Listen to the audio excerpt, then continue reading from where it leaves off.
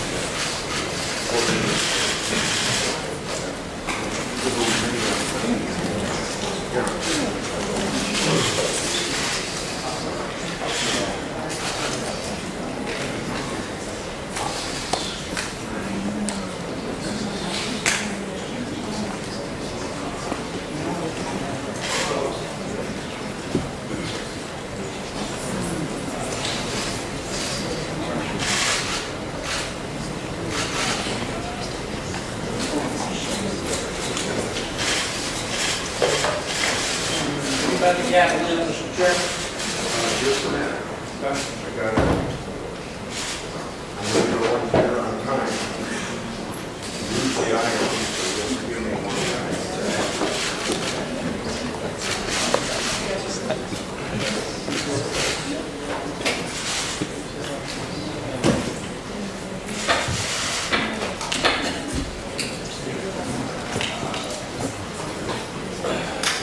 Thanks to everyone for coming.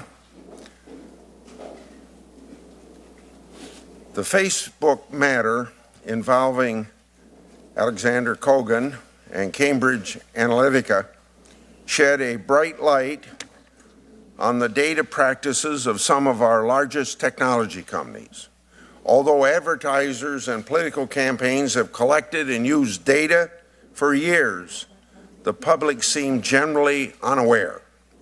This story has forced both the public and lawmakers to confront serious issues that need to be addressed, including what role Congress should play in promoting transparency for consumers regarding data collection and use, while ensuring a well-functioning marketplace for our data-dependent technologies to drive further innovation.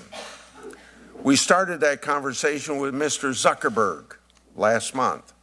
I hope that today we can continue a productive and meaningful debate about these serious policy issues. Unfortunately, events like these, more often than not, seem to get muddled by partisanship and efforts to score a quick soundbite. The Facebook story first broke December 2015 because The Guardian identified that Dr. Kogan had allegedly transferred Facebook data to Cambridge Analytica in violation of Facebook's data policies. According to Cambridge press releases and a recent internal report in July 2016, Facebook requested Cambridge and its affiliates to remove any data received from Dr. Kogan. Cambridge said that they removed the data and filed legal certification to Facebook saying as much. I had requested that Cambridge Analytica appear at this hearing to explain these facts and tell their side of the story. Cambridge, however, recently commenced insolvency proceedings and therefore determined it could not participate in this hearing. The underlying story has not changed much since 2015, except for two important events. First, Cambridge began doing work for the Trump campaign, and secondly, President Trump won the 2016 election. These two facts sounded an alarm that revived the Cambridge story. This does not diminish the importance of this discussion, but only highlights the extreme partisanship at play, and more importantly, that this conversation could have easily taken place in 2015. In fact, this conversation could have taken place much earlier. Advertising agencies and political campaigns have utilized data analytic tools for many years. Campaigns, including those of presidential candidates in every election year since at least the 1990s, use data to micro-target. During the past 3 presidential elections, these strategies have expanded to social media platforms, specifically Facebook. President Obama's campaign developed an app utilizing the same Facebook feature that Cambridge used to capture the information of not just the app's users, but also millions of their friends. President Obama's app potentially pulled even more information than Cambridge's app. A former Obama campaign official, Carol Davidson, recently wrote, quote, Facebook was surprised that we were able to suck out the whole social graft, end of quote, in the 2012 election. We could also be talking about more recent events, like BuzzFeed's partnering with multiple Democratic and anti-Trump super PACs in 2016. In a 2016 interview, BuzzFeed's vice president of politics and advocacy said that one of the problems BuzzFeed was working with other partners to solve was, quote, how are we going to get women who do not like Hillary Clinton to vote for her, end of quote. That type of voter outreach is not surprising to many. That's because it happens all the time. Similarly, it shouldn't be surprising that President Trump's campaign used consultants to help reach voters as well. Regardless of these events and whether such tactics are actually effective, it is clear that the use of data across the political spectrum is only increasing. And so, instead of just treating this as a partisan issue to score political points, the important policy discussion should really have is whether tech, consumer, and Congress, where we should go from here. Our tech companies have access to some of our most sensitive data. Are these companies doing enough to properly disclose their data policies and protect their user data? Many of the services offered by such tech companies provide huge benefits to consumers at little to no cost. Are consumers blissfully unaware, or are they making informed choices with respect to how their data is collected and used? In 2015, the U.S. consumer technology sector directly provided 4.7 million jobs and generated 1.9 trillion in output, 435 billion in labor income, and 192 billion in tax payments. How do we ensure the proper amount of regulation to protect consumers without damaging an industry that has been vital to the economy? These are the questions we should be asking. I hope today's hearing will allow us to continue that discussion. Senator Feinstein. Thanks very much, Mr. Chairman, for holding the hearing. In March of this year, a series of articles and videos were published online regarding Cambridge Analytica and its efforts to use personal Facebook data of millions of Americans to influence United States elections. To date, numerous governments have launched formal investigations into the company, including the United Kingdom, Australia, Canada, Nigeria, Kenya, and India.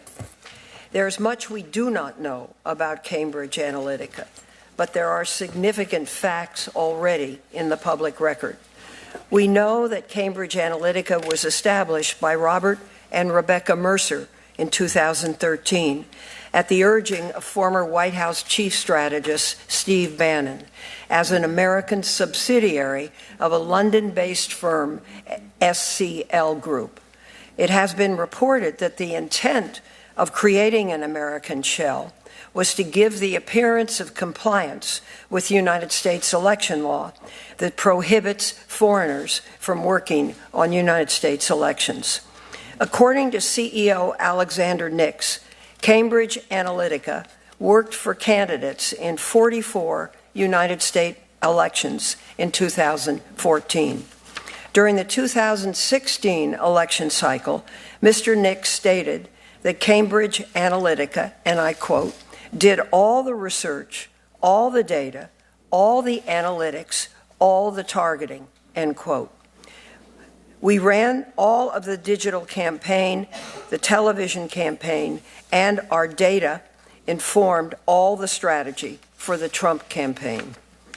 In addition, Cambridge Analytica obtained detailed personal information on approximately 87 million people from Facebook without their knowledge.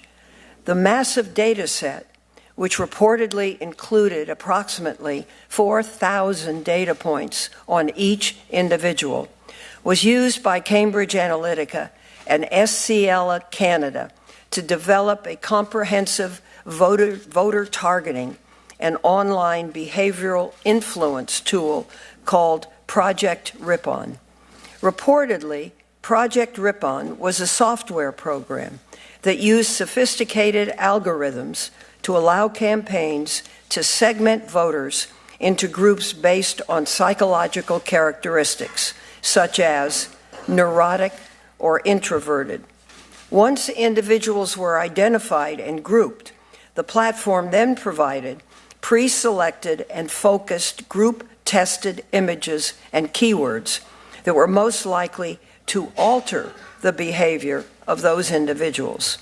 Examples of the messages developed and used by Cambridge Analytica included keywords such as drain the swamp and deep state, as well as images of border walls. In an undercover video, Cambridge Analytica Managing Director Mark Turnbull explained that Cambridge Analytica also created the brand Defeat Crooked Hillary. The company then created hundreds of different online advertisements for that brand, including online videos that were viewed 30 million times. Through Project Ripon, selected images were then sent to the relevant individuals through online advertising services like Google and Facebook. These websites provided feedback on an individual's reactions to those advertisements, which were then fed automatically back into the targeting program. This is what we've learned in the past several months. However, significant questions remain, and there's much we still do not know about Cambridge Analytica. We do not know the extent to which it worked with hackers to illegally obtain damaging information on candidates, including the United States. It was reported in 2015 that Cambridge Analytica's parent company facilitated the hacking and theft of sensitive medical records from a Nigerian presidential candidate and published them online. We do not know whether Cambridge Analytica used these tactics in the United States, but this pattern of activity was certainly used by Russian intelligence during the 2016 election. We do not know the extent of Cambridge Analytica's connections to WikiLeaks and other Russian interests. It has been reported that Alexander Nix contacted WikiLeaks in June of 2016. Mr. Nix has said this was his only contact with WikiLeaks. However, his former partner, Mr. Nigel Oakes, has suggested that Cambridge Analytica's first contact with Julian Assange was between 12 and 18 months prior. It has also been reported that other employees at Cambridge Analytica had direct connections to Mr. Assange, including through Assange's former attorney. In 2016, Alexander Nix also provided white papers and briefings to executives from Lukoil, Russia's second largest oil firm, about Cambridge Analytica's political activities in the United States. Lukoil is currently under United States sanctions related to the Russian government's activities in the Ukraine. And in March 2017, Lukoil revealed its formal information sharing partnership with the Russian Federal Security Service, the FSB, the successor to the KGB. Finally, we still do not know whether the data obtained by Cambridge Analytica was ever shared with or obtained by a third party. The data was originally obtained through a Facebook application developed by a Russian-born professor named Alexander Kogan. Professor Kogan maintains a teaching position at St. Petersburg University in Russia, a state-funded institution, and has traveled frequently back and forth to Russia. These are concerning questions, not only for the United States, but for all democracies around the world. Based on what we have already learned, there is no question that the future of data privacy will have a significant impact on every aspect of our lives, including our basic constitutional rights. Today, we're going to hear testimony from Christopher Wylie, who served as research director at Cambridge Analytica from June of 2013 until November of 2014. I understand he will be able to share insight into some of these significant questions based on his firsthand experience. So I very much look forward to hearing from Mr. Wylie, and I thank you again, Mr. Chairman, for holding this hearing. I'm now going to introduce our witnesses, and after I do that, I would ask you to stand and be sworn. It was our intention, Senator Feinstein and I, to come down and shake hands with you and welcome you. I'm sorry that everything was clogged here, so we didn't want to mess everything up, but both of us want to thank you for participating, and particularly you, Mr. Wylie, coming as far as you have to help us with proper testimony. Our first witness is Dr. Aiton Hirsch. Dr. Hirsch is an associate professor at Tufts University focusing on American politics. He spent 7 years as an assistant professor at Yale University. He is a nationally published author.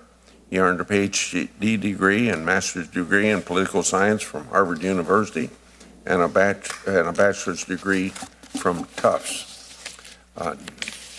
Next person. Besides thanking you, we welcome you to this hearing, and hopefully you feel comfortable and everything. I know you've testified elsewhere. Christopher Wylie is a former director of research at Cambridge Analytica. Mr. Wylie worked with President Obama's campaign, for the Canadian Liberal Party, and for the United Kingdom's Liberal Democratic Party. From 2013 to 2014, he worked for Cambridge Analytica while also studying for a PhD in fashion trending forecasting. He has an undergraduate degree in law from the London School of Economics. Lastly, Dr. Mark Jamieson is a visiting scholar at American Enterprise Institute. He's also the director and Gunter Professor of Public Utility Research Center, University of Florida's Warrington College of Business. Dr. Jamieson earned a PhD in economics from Warrington College of Business at the University of Florida and a master's and bachelor's degree from Kansas State University. So would you three stand now, please? Do you affirm that the testimony you're about to give before the committee will be the truth, the whole truth, and nothing but the truth? So help you God. All have affirmed. And so we'll start with Professor Hirsch, and then Mr. Wylie, and then Dr. Jamieson. Chairman Grassley, Ranking Member Feinstein, distinguished members of the committee, thank you for inviting me here to learn with you today about this important issue. Stop just a minute. We may have to do something with your microphone. talk again and see if it's the Can same. you hear me? Is it okay? It makes it appear you have a frog in your throat. Oh, I know. Is there anything here we have another person coming with another microphone. We've had this happen before, so it's not you.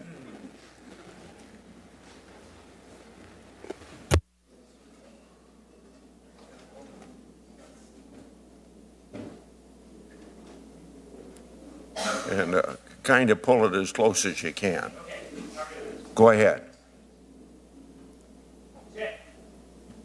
Thank you again for inviting me here to learn with you on this important issue of technology. It doesn't work. No? Could you, what?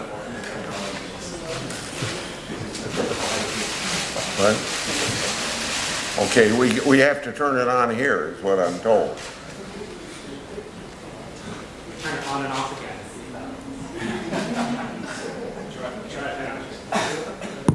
There we go. Thanks. Okay, good? Good. Thank you. The controversy surrounding Cambridge Analytica and Facebook has raised a number of serious concerns. Foreign interference in U.S. elections, the personal privacy of Facebook users, and Cambridge Analytica's voter targeting strategies.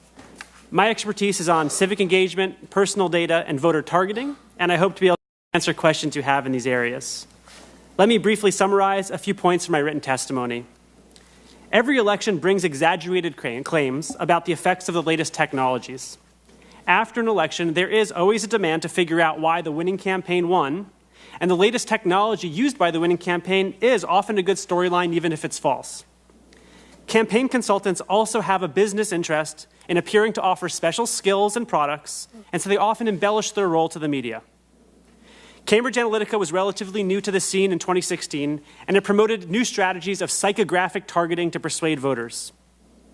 From everything I've seen publicly disclosed about Cambridge Analytica, I am skeptical of the idea that its strategies of voter persuasion were unusually effective or contributed meaningfully to the election outcome.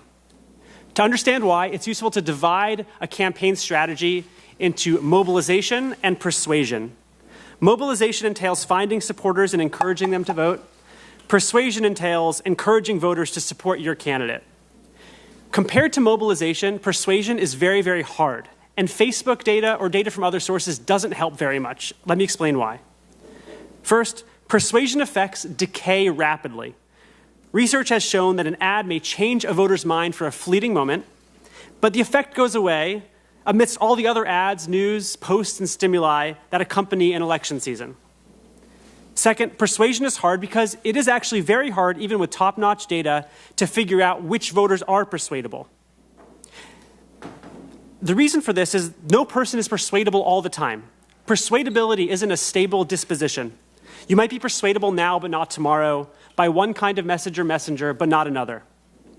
Third, persuasion's hard because when you try to figure out who is persuadable, your predictions of who is persuadable are often wrong. They're imperfect. And you end up sending targeted messages to the wrong population. For example, campaigns often want to predict the racial identity of a voter. Predictions of which voters are black or Hispanic are wrong about 25% of the time. So when a campaign sends a message targeted to these voters, a quarter of the people receiving the message will be mistargeted. Research suggests that voters penalize candidates who mistarget them. And if campaigns get race wrong a quarter of the time, they're going to have much, much more error in estimating something nuanced like a personality, how extroverted or neurotic you are based on your Facebook likes, which is what Cambridge Analytica claimed to be doing. The idea that Cambridge Analytica could use Facebook likes to predict personalities, then use those predictions to effectively target ads, strikes me as implausible given what we know about the challenges of persuasion in campaigns. No evidence has been produced publicly about the firm's profiling or targeting to suggest that its efforts were effective or that it overcame the difficulties in persuasion that I just articulated. In spite of my skepticism, there is a lot we do not know about how campaigns are using social media to target voters. This controversy gives us some anxiety, in part because we don't really know where the line is between ads attempting to persuade voters and ads attempting to manipulate or deceive voters. This anxiety is all the more understandable because Facebook hasn't really taken seriously its solemn civic role as a facilitator of news and political communications. In my written testimony, I describe an initiative currently underway by which independent researchers can measure the effects of Facebook ad targeting and news sharing. The success of this program depends on a serious commitment by Facebook to share its data, even and especially in cases that will bring negative press to the company. In raising skepticism about Cambridge Analytica, I do not at all mean to suggest that there aren't serious concerns stemming from this controversy related to privacy, foreign interference, and the troubling role of social media in transmitting news, information, and fake news and fake information. Rather, I hope we can focus on the more important of these issues as I discuss in my written testimony. Thank you again for your attention to the subject matter, and I welcome your questions. Thank you, Professor. Now, Mr. Wylie. Can you hear me? Can you hear me? Oh. Talk. All right. How's that? Good? Mr. Chairman, Senators, thank you for the opportunity to invite me to speak today. Cambridge Analytica is the canary in the coal mine. We must address the digital echo chambers that are being exploited to algorithmically segregate American society. Online communities should unite us and not divide us. Data is the new electricity of our digital economy. And just like electricity, we cannot escape data. Online platforms' terms and conditions present users with a false choice because using the internet is no longer a choice. Americans cannot opt out of the 21st century. All revolutions throw up new power structures. The American Revolution required the Constitution to ensure that citizens of the young republic were protected from the excesses of arbitrary government. The Industrial Revolution required protections for workers against hazardous conditions in the workplace and in the environment.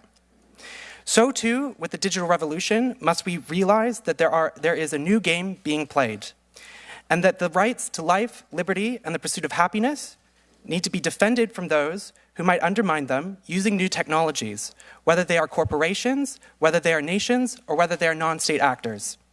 I've come here today voluntarily as a witness and as a whistleblower. I have already reported these matters to the authorities, and it should be made clear that I am not a target of these investigations. I was the Director of Research at SCL and Cambridge Analytica from mid-2013 to late 2014. SCL Group was a British military contractor specializing in information operations. Cambridge Analytica was created to allow SCL to work in the United States. Cambridge Analytica did not have any employed staff, and all of its clients were handled by SCL. Although lawyers warned about using foreign citizens, the firm installed a non-US citizen as its CEO and embedded non-US citizens in American campaigns. Cambridge Analytica offered voter disengagement services in the United States, and there are internal documents that I have seen that make reference to this tactic. My understanding was that this was targeted at African American voters. When I was at Cambridge Analytica, I was also made aware of the firm's black ops capacity. I have seen documents relating to instances where the firm sought to procure hacked material. Some of the targets of these special intelligence services are currently heads of state in various countries. I've also seen internal documents that make reference to the use of specialized intelligence services from former members of Israeli and Russian state security services. Of further concern is Cambridge Analytica's employment of people closely associated with WikiLeaks and Julian Assange. In addition to making approaches to WikiLeaks, the firm hired 2 senior staff, both of whom were previously aides to the British lawyer representing Julian Assange. Cambridge Analytica sought to identify mental vulnerabilities in voters and worked to exploit them by targeting information designed to activate some of the worst characteristics in people, such as neuroticism, paranoia, and racial biases. To be clear, the work of Cambridge Analytica is not equivalent to traditional marketing. Cambridge Analytica specialized in disinformation, spreading rumors, compromat, and propaganda. For those who claim that profiling does not work, this contradicts copious amounts of peer-reviewed literature in top scientific journals. Even Facebook applied for a patent on, quote, determining user personality characteristics from social networking systems. Dr. Alexander Kogan was selected by Cambridge Analytica to lead the data harvesting operation, and over 80 million data subjects had their personal data misappropriated. Given this scale, this could be one of the largest breaches of Facebook's data. Cambridge Analytica contractors had also worked on pro-Russian political operations in Eastern Europe, including with suspected Russian intelligence agents. Cambridge Analytica set up focus groups and polling on Americans' views on the leadership of Vladimir Putin and Russian expansionism in Eastern Europe. Dr. Kogan was also working on Russian state-funded research projects. The Russian project at St. Petersburg was also building algorithms using Facebook data for psychological profiling and researched social media trolling. In fact, Cambridge Analytica pitched, quote, the interesting work Alex Kogan has been doing for the Russians, end quote, to his other clients. Cambridge Analytica also was in close contact with senior executives at Lukoil, one of Russia's largest oil companies. Cambridge Analytica presented Lukoil with documents outlining its experience with foreign disinformation, rumor campaigns, and its American data assets. Facebook knew about Cambridge Analytica's scheme since 2015. Before the story broke, Facebook threatened to sue The Guardian and then banned me for whistleblowing. Responding on behalf of the British government, the UK Secretary of State for Culture called my ban outrageous, because it reveals the unrestrained power technology companies can exercise over ordinary citizens when a person's entire online presence can be so quickly and so thoroughly eliminated from existence. There is no check on this power, and it raises a serious question for Republicans and Democrats alike. What happens to our democracy when these companies can delete people at will when they speak out? Mark Zuckerberg's continual refusal to cooperate with the British inquiry reveals the challenge that other countries face to hold companies like Facebook to account. The British Parliament is now considering a standing summons on Mr. Zuckerberg after Facebook refused and failed to answer 40 of their questions. The Cambridge Analytica scandal has exposed that social platforms are no longer safe for users. These platforms are a critical part of American cyberspace and are in desperate need of protection and oversight. I'm still optimistic about the future of technology, but we should not walk into the future blind, and it is the job of lawmakers to ensure that technology serves citizens and not the other way around. Thank you. Chairman Grassley, Ranking Member Feinstein, and members of the committee, thank you for the opportunity to appear before you today. I can summarize my testimony in 3 sentences. First, using Facebook and other social media data in ways that are not transparent to users is not unusual in modern political activity. Second, Facebook's problems appear to result from a rapidly changing company allowing itself to drift from forming communities to serving advertisers and developers, not from a lack of regulation. Third, new regulations aimed at Facebook's errors are more likely to protect the business from competition than benefit consumers. Let me summarize my thoughts on each. The best known and probably most effective political use of Facebook and other data analytics were the national campaigns of President Barack Obama, so I'll focus there. These campaigns were uniquely capable at leveraging Facebook. Facebook co-founder Chris Hughes put together the new media strategy for Obama's U.S. Senate and 2008 presidential campaigns, and the 2012 campaign took things to a new level. The campaigns obtained Facebook data of supporters and their Facebook friends through Facebook apps, and by having supporters log into mybarackobama.com using their Facebook accounts. The 2012 campaign's tech team was reputed to be able to exploit Facebook capabilities before even Facebook knew those capabilities existed. One Facebook outreach program let supporters know if their close friends had not voted during an election and encouraged the supporters to contact those friends. This required intimate knowledge of supporters' Facebook friends and the nature of their relationships. Regarding Facebook's failings, the company's primary failure is not being clear and candid with its users. I distinguish between users, who are the subscribers, and the customers, who are those entities that buy ads and other services. For markets to perform well, users should have complete and understandable information on the nature of the services they're using, even those that have zero monetary price, as in the case of Facebook. This isn't happening. The company has changed how it serves and uses subscribers without ensuring that they fully understand. Facebook has morphed from a connector of communities to someone that investigates people's lives and filters their Facebook communications. The pivotal moment appears to be in 2007 when Facebook's growth stalled. From Facebook's beginning, adding users was a primary goal. The stall triggered the company to hire a team that, according to some of its former members, attempted to use psychological manipulation to increase users' time on Facebook. Since then, it seems fair to describe the company's business as gathering people into a context where they reveal information about themselves so that others can market products and ideas. In a sense, Facebook's users are its products. One of Facebook's methods for expanding its reach was the development of Newsfeed. Newsfeed changed Facebook yet again, making it into a discussion monitor, determining who's allowed a voice and who hears what voices on the platform. Facebook's shifts appear to be the case of a company allowing itself to drift. Each step over the years probably made sense by itself, but taken as a whole, they constitute a change in who the company is.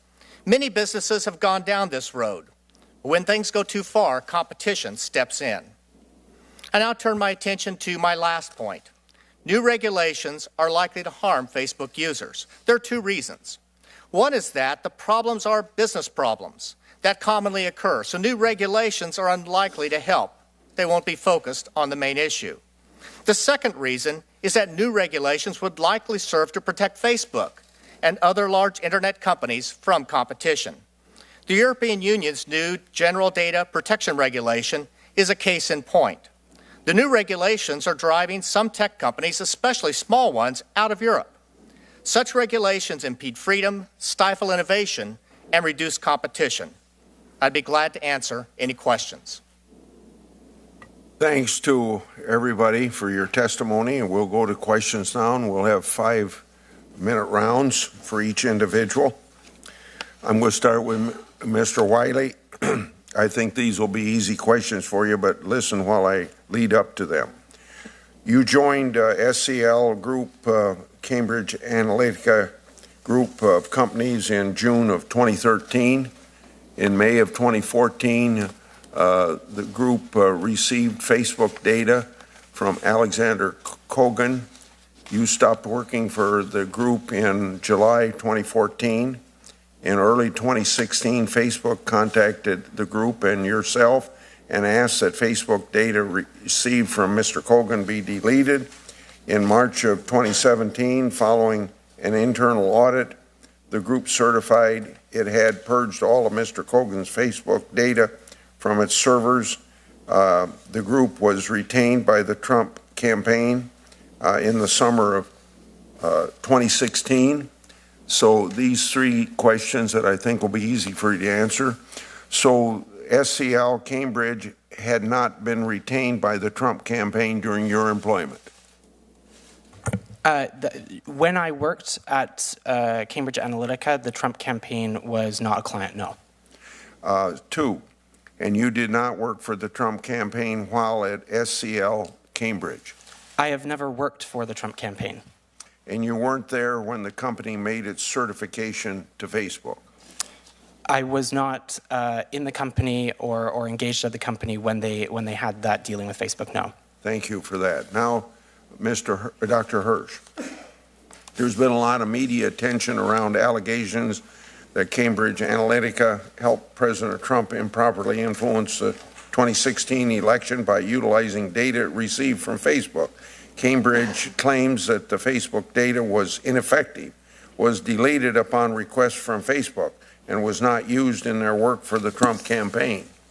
If Cambridge, so my question, if Cambridge had kept and utilized the Facebook data, what impact do you think the organization like Cambridge Analytica and strategies which Mr. Wylie described, quote, as military-style information warfare, end quote, can have on influencing the outcome of an election given the kind of data it received from Facebook?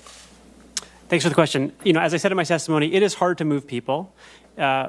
It's easier to mobilize or potentially demobilize people than to persuade people.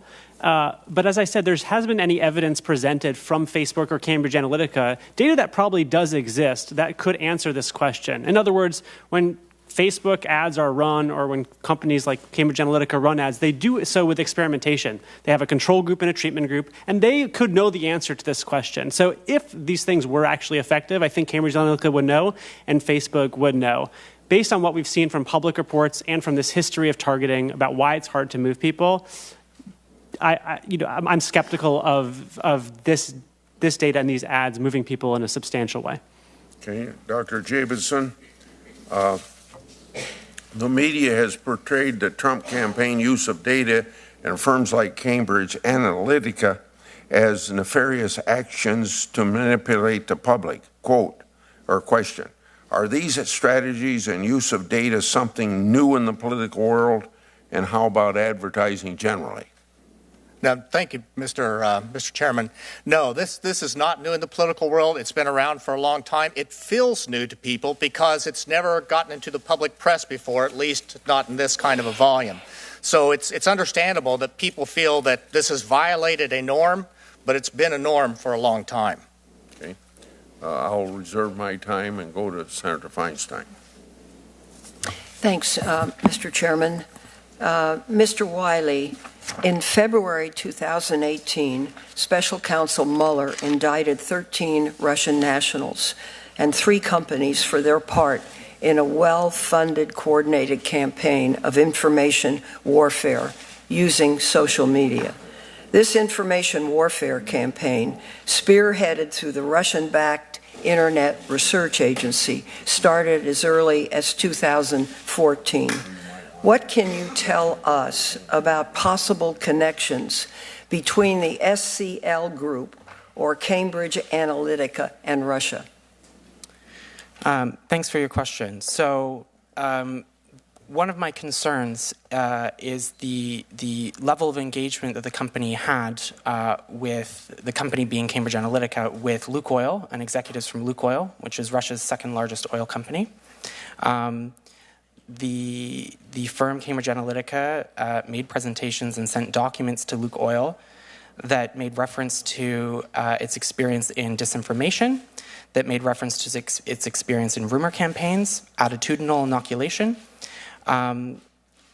Alexander Nix emailed me to say that he passed on a white paper to the CEO of Lukoil. That white paper discussed the data assets that the company had in the United States and the strategies that it was employing.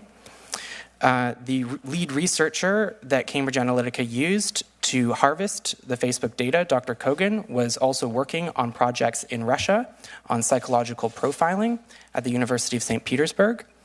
The company had also engaged contractors who had previously worked in Eastern Europe for pro-Russian parties.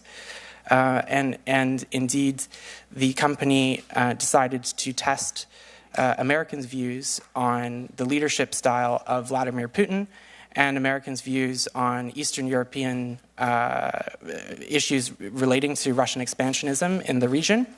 To be clear, the only foreign leader that was tested when I was there was Vladimir Putin. And the bulk of the foreign issues that were being tested focused on Russian expansionism in 2014. One of the concerns that I have is that there was a lot of contact with both Russian companies and then also via Dr. Kogan's research, presentations that were being made in Russia that made it known that this research was being done. So what I can't say definitively that this had any relation to the Internet Research Agency, for example, but what I can say is that a lot of noise was being made to companies and individuals who were connected to the Russian government, and for me that is of substantial concern. Do you think it's possible or even likely that the Facebook data harvested by Cambridge Analytica ended up in Russia? What I can say is that the lead researcher, Dr. Kogan, who was managing the Facebook harvesting project for Cambridge Analytica, was at the time working on projects that related to psychological profiling in Russia with a Russian team as that was going on. I also know that he was traveling to Russia. I also know, based on conversations that I had with him at the time, that he was making it known to his colleagues in Russia about the project.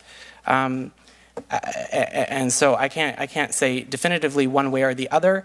if these data sets did end up in Russia, but what I can say is that it would have been very easy to facilitate that. You told the UK House of Commons that Cambridge Analytica pitched the Russian oil company Lukoil in its services.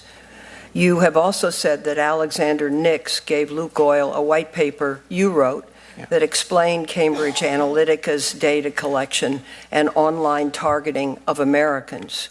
Lukoil is on the United States sanctions list and is said to be tied to the Russian Federal Security Service, also known as the former KGB.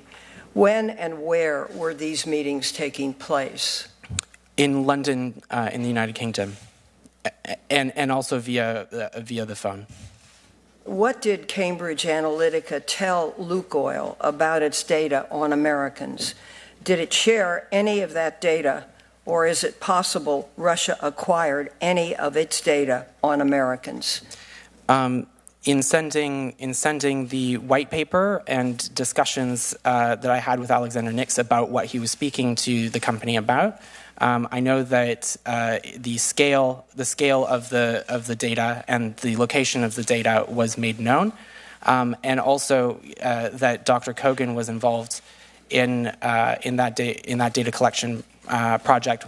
And the concern that I have is that if you were intending on acquiring the data, even if you were not intending to acquire the data with the willing participation of Cambridge Analytica, what was made known was that this data could have been easily acquired by something as simple as a keylogger on Dr. Kogan's computer when he was visiting Russia.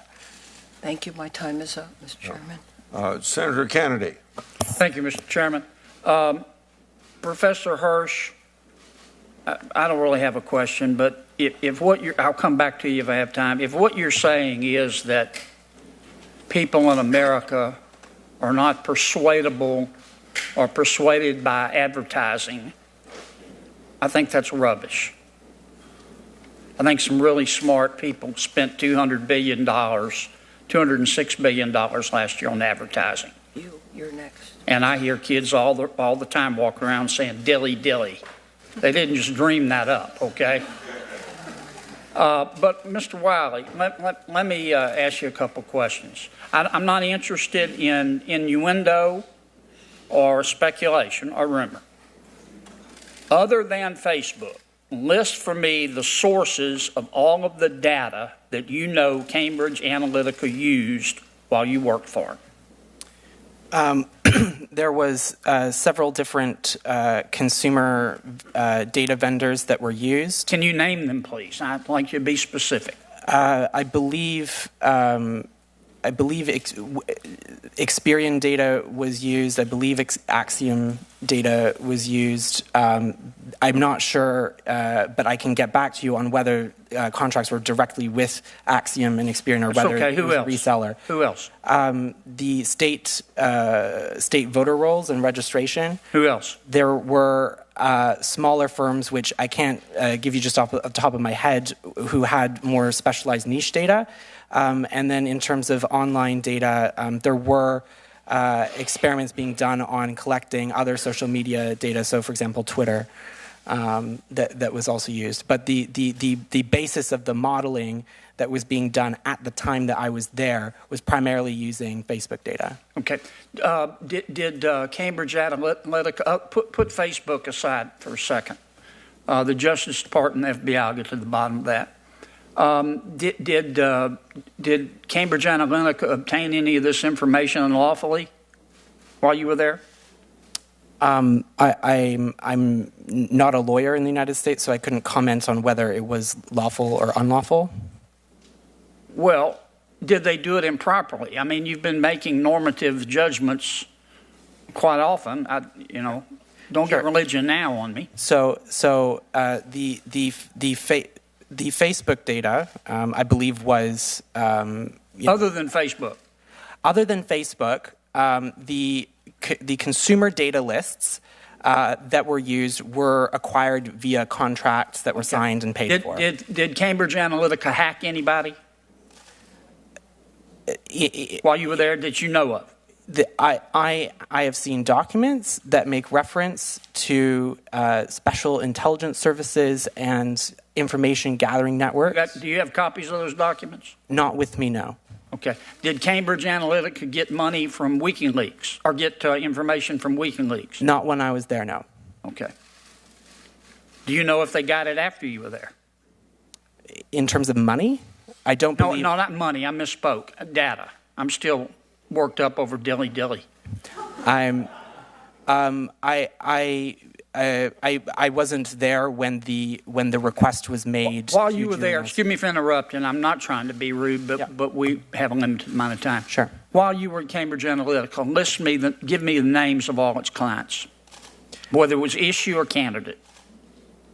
At risk of misspeaking, I am happy to give you a complete list of the clients that were being used at the time. Okay, who are they? But after, I know that there were PACs and various candidates that were being. Like who? I mean, what issues and candidates? So there was a network of PACs that I believe were primarily financed by Robert Mercer. That were. Who else? And then several senatorial and congressional candidates, I believe. Any issues? There were issue campaigns. So, for example, John Bolton's PAC was, if you consider that an issue-based campaign, then that was an issue-based campaign. Did Cambridge Analytica work for Russia or anybody connected with Russia while you were there? We did not have a Russian client at the time that I was there. Okay. I yield back my 9 seconds. Okay. Who's next? Thank you, Mr. Wylie. Senator Leahy. Thank you, Mr. Chairman. It's been fascinating, and I'm looking back to the early 2014, under the leadership of Steve Bannon, Cambridge Analytica reportedly began testing slogans like "Build the Wall," "Deep State," "Drain the Swamp." There's also a message testing images and policies of Russian President Vladimir Putin. Now then, later on, of course, we heard "Build the Wall," "Deep State," and "Drain the Swamp" in the Trump campaign, but they were testing these things before there was any Trump campaign. Is that correct? Yes. So the company was testing, as you said, slogans like "Drain the Swamp," images of walls, paranoia about the deep state in 2014 before the Trump campaign was in existence. Well, what did they learn from this testing? What did they do with it? The company learned that there were segments of the population that responded to messages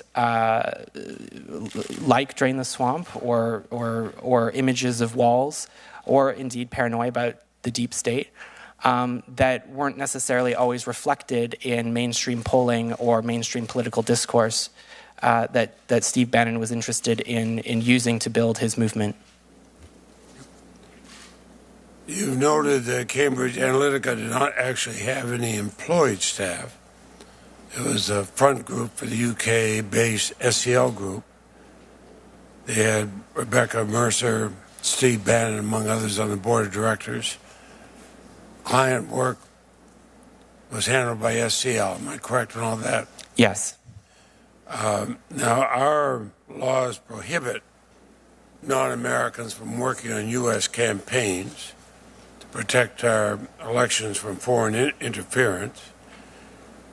A 2014 memo from Cambridge Analytica's outside legal counsel, Rebecca Mercer and Steve Bannon, made these restrictions very clear. Did Cambridge Analytica follow these legal requirements in its work on American campaigns? Yeah, so I'm the source that provided the media with that memo, which I saw at the tail end of my engagement at Cambridge Analytica. To my understanding, that memo was disregarded because Alexander Nix continued to be the CEO, and they continued to send people to the United States who weren't American citizens. One thing that I would just say is that many of the people who were indeed sent to the United States who weren't American citizens were not privy to that memo and were not made aware that potentially there were violations of U.S. law. Now, Facebook, of course, has been discussed, has been used in election advertising for some time. If they know somebody lives in a particular state, they can target ads that reflect interests of that state. Not how Cambridge, where Cambridge Analytica, and correct me if I'm wrong on this, obtained the unauthorized Facebook data of 87 million people and then targeted them with manipulative disinformation. Is that a correct statement? That wasn't everything that they did, but yes, that is something that they did do. How does traditional online marketing compare with how Cambridge Analytica obtained individuals' information and how they used it? So when you are looking at traditional marketing, first of all, doesn't misappropriate tens of millions of people's data if they're performing their duties legally. And it is not or should not be targeted at people's mental vulnerabilities, such as neuroticism or paranoia, or indeed racial biases. Traditional marketing does not exacerbate people's innate prejudices and coerce them and make them believe things that aren't necessarily true. Well, you also say that they were a full-service propaganda machine that discouraged voters who are more prone to voting for Democratic or liberal candidates. And some of their U.S. clients prevailed extremely close races. Why did Cambridge Analytica's American clients, investors like the Mercer family, invested $20 million? Believe these tactics might be helpful. So Steve Bannon is a follower of something called the Breitbart Doctrine, which posits that politics is downstream from culture. So if you want to have any lasting or enduring changes in politics, you have to focus on the culture. And when Steve Bannon uses the term culture war, he uses that term pointedly, and they were seeking out companies that could build an arsenal of informational weapons to fight that war, which is why they went to a British military contractor which specialized in information operations. Senator Lee. Thank you, Mr. Chairman. Mr. Chairman, I'll have questions I submit for the record, especially the Israeli and Russian state security services. Let me announce to everybody that record stays open for a week.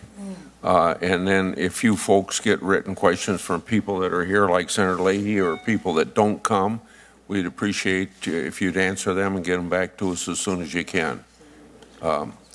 Senator Lee. Thank you, Mr. Chairman. Mr. Wylie, I'd like to start with you, if that's okay. Mr. Wylie, while you fault Cambridge Analytica for using its data that it obtained, you say, without authorization in its voter targeting efforts, at the same time, you took that same data with you upon leaving the company. Isn't that right?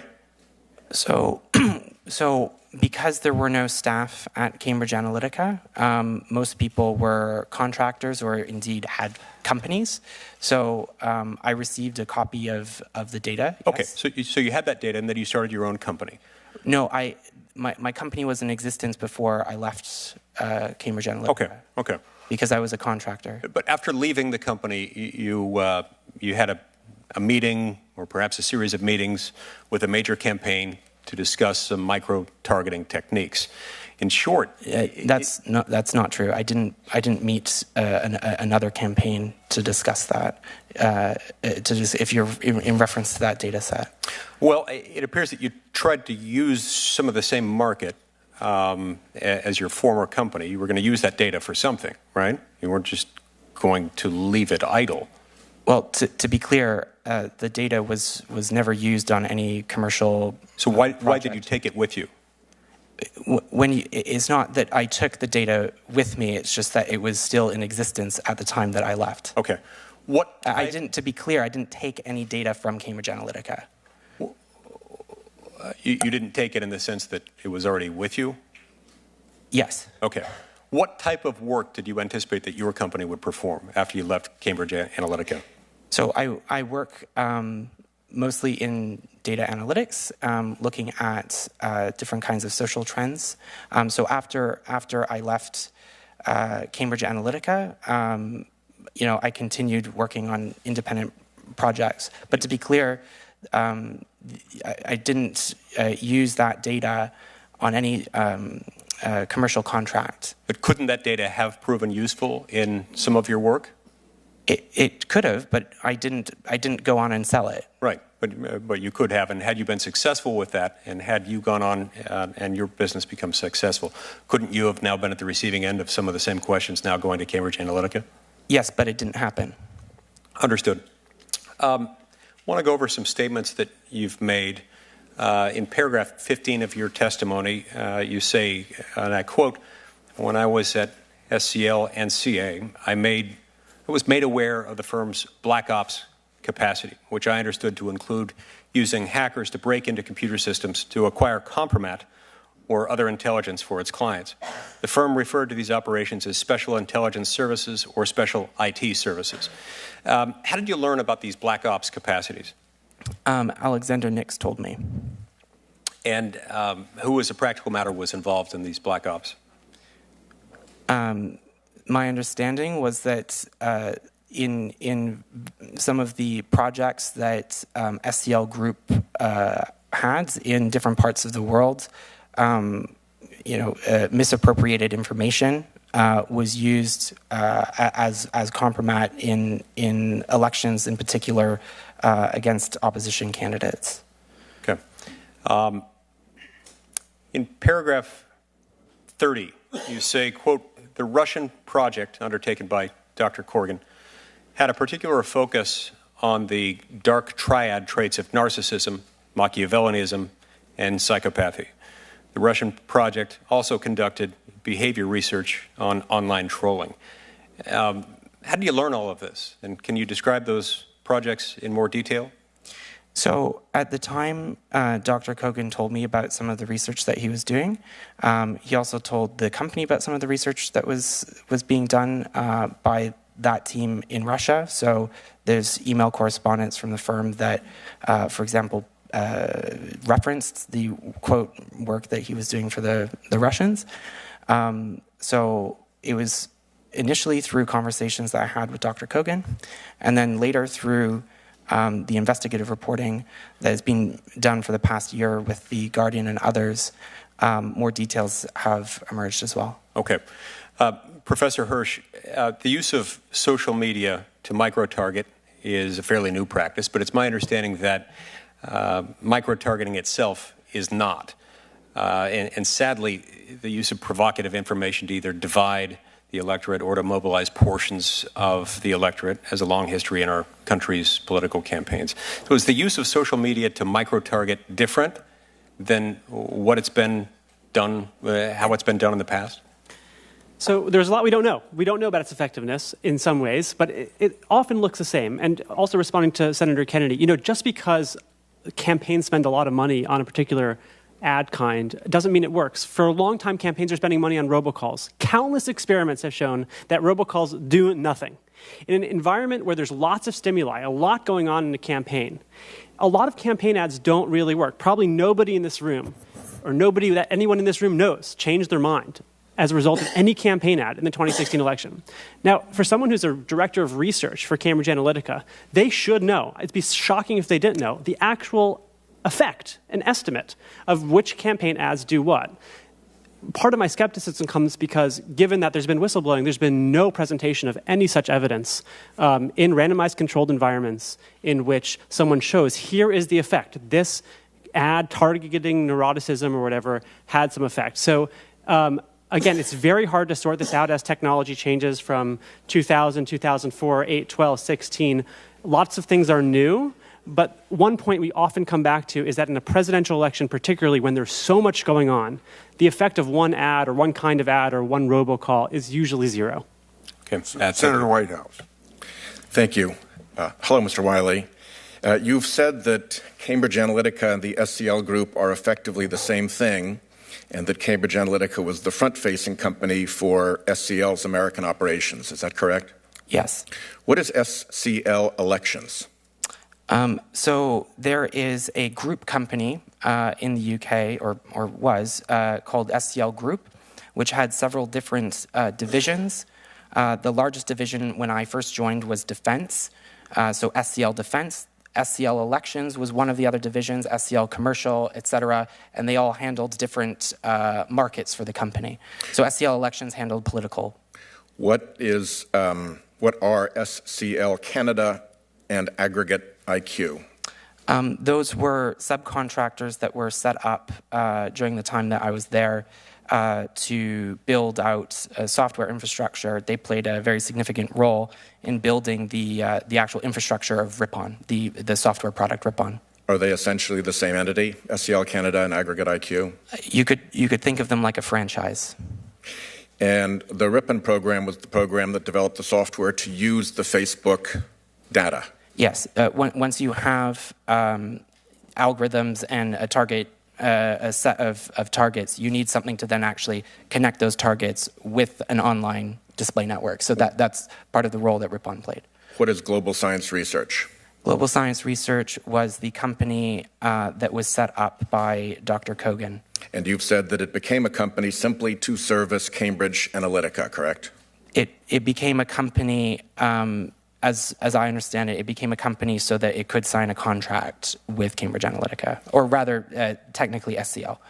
Is it fair to describe the entities that I have all just described as a coordinated network? Yes.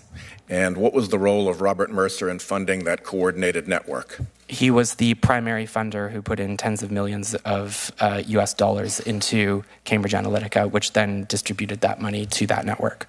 Did that Cambridge Analytica network, including SCL, have a recurring contracting relationship with Black Cube? When I was there, we did not have a contract with Black Cube. Have you since become aware of a connection between SCL Group and Black Cube and working together on projects?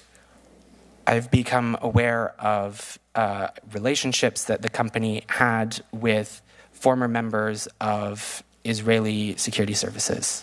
How about ASI Data Science? You've said that that company's CTO worked on SCL projects, that it was a subcontractor to Cambridge Analytica, and that there was a revolving cast of data scientists between that organization and Cambridge Analytica. Yes. They're a frequent contractor? When I was there, I believe their role was as a supplier of, as the company was growing, there was an increased demand for more and more data scientists, and they were, I believe the contract that they had was to provide data scientists as the company grew. Consider them a part of the Cambridge Analytica network we described? If your definition of network is anybody who has an ongoing relationship, then sure. You said that the company Palantir had staff that were working on the data at Cambridge Analytica, that there were meetings with Palantir at Palantir offices, and that Palantir staff helped build the models for the Ripon program. Is that all correct? Yes, although to clarify, Palantir said that all of the work that was being done by Palantir staff was done in a personal capacity. So let's just take, I've got a minute left, let's just take a quick look at Brexit. Some of the forces behind Brexit were Vote Leave, Be Leave, and Veterans for Britain, correct? Yes. All of them had contracts with Aggregate IQ? Yes. Is there anything peculiar about their contracts with Aggregate IQ? It's highly suggestive of coordination and data sharing, but that is currently being investigated by the Electoral Commission in the UK. Because Aggregate IQ would have been really hard to find at the time. It didn't even have a website, correct? It didn't have a website, no. And do we know that Vote Leave actually funneled money into Be Leave and into Veterans for Britain that then went to fund Aggregate IQ contracts? Yes, we do. Do we also have connections between Leave.eu and UKIP and Eldon Insurance? Yes. Related to AIQ's Brexit efforts? Not to AIQ's Brexit efforts, but rather that side of the Leave campaign engaged with Cambridge Analytica. Cambridge Analytica directly. Okay, well, my time has expired. I will If there's a second round, I'd love to have one. Senator Cornyn, and then it'll be Senator Klobuchar. I'm going to step out for a few minutes, so at the end of his 5 minutes, you take over. Mr. Wylie, let me start with you, please. The sort of data mining that you've been describing and the targeting of messages has multiple applications, correct? It could be a commercial application. For example, when I buy something on Amazon or a movie on Netflix, they can send me information about something else I might like. It can be used to persuade people in a political campaign for or against a candidate or for or against a particular issue. And it also can be used for covert information operations by governments, correct? All of that is correct, yes. Data is like any kind of tool. You can use it for various means, some very beneficial and legal and others not. Right. So did SCL or Cambridge Analytica serve all comers? In other words, were you open for business to whoever wanted to purchase the services, or that was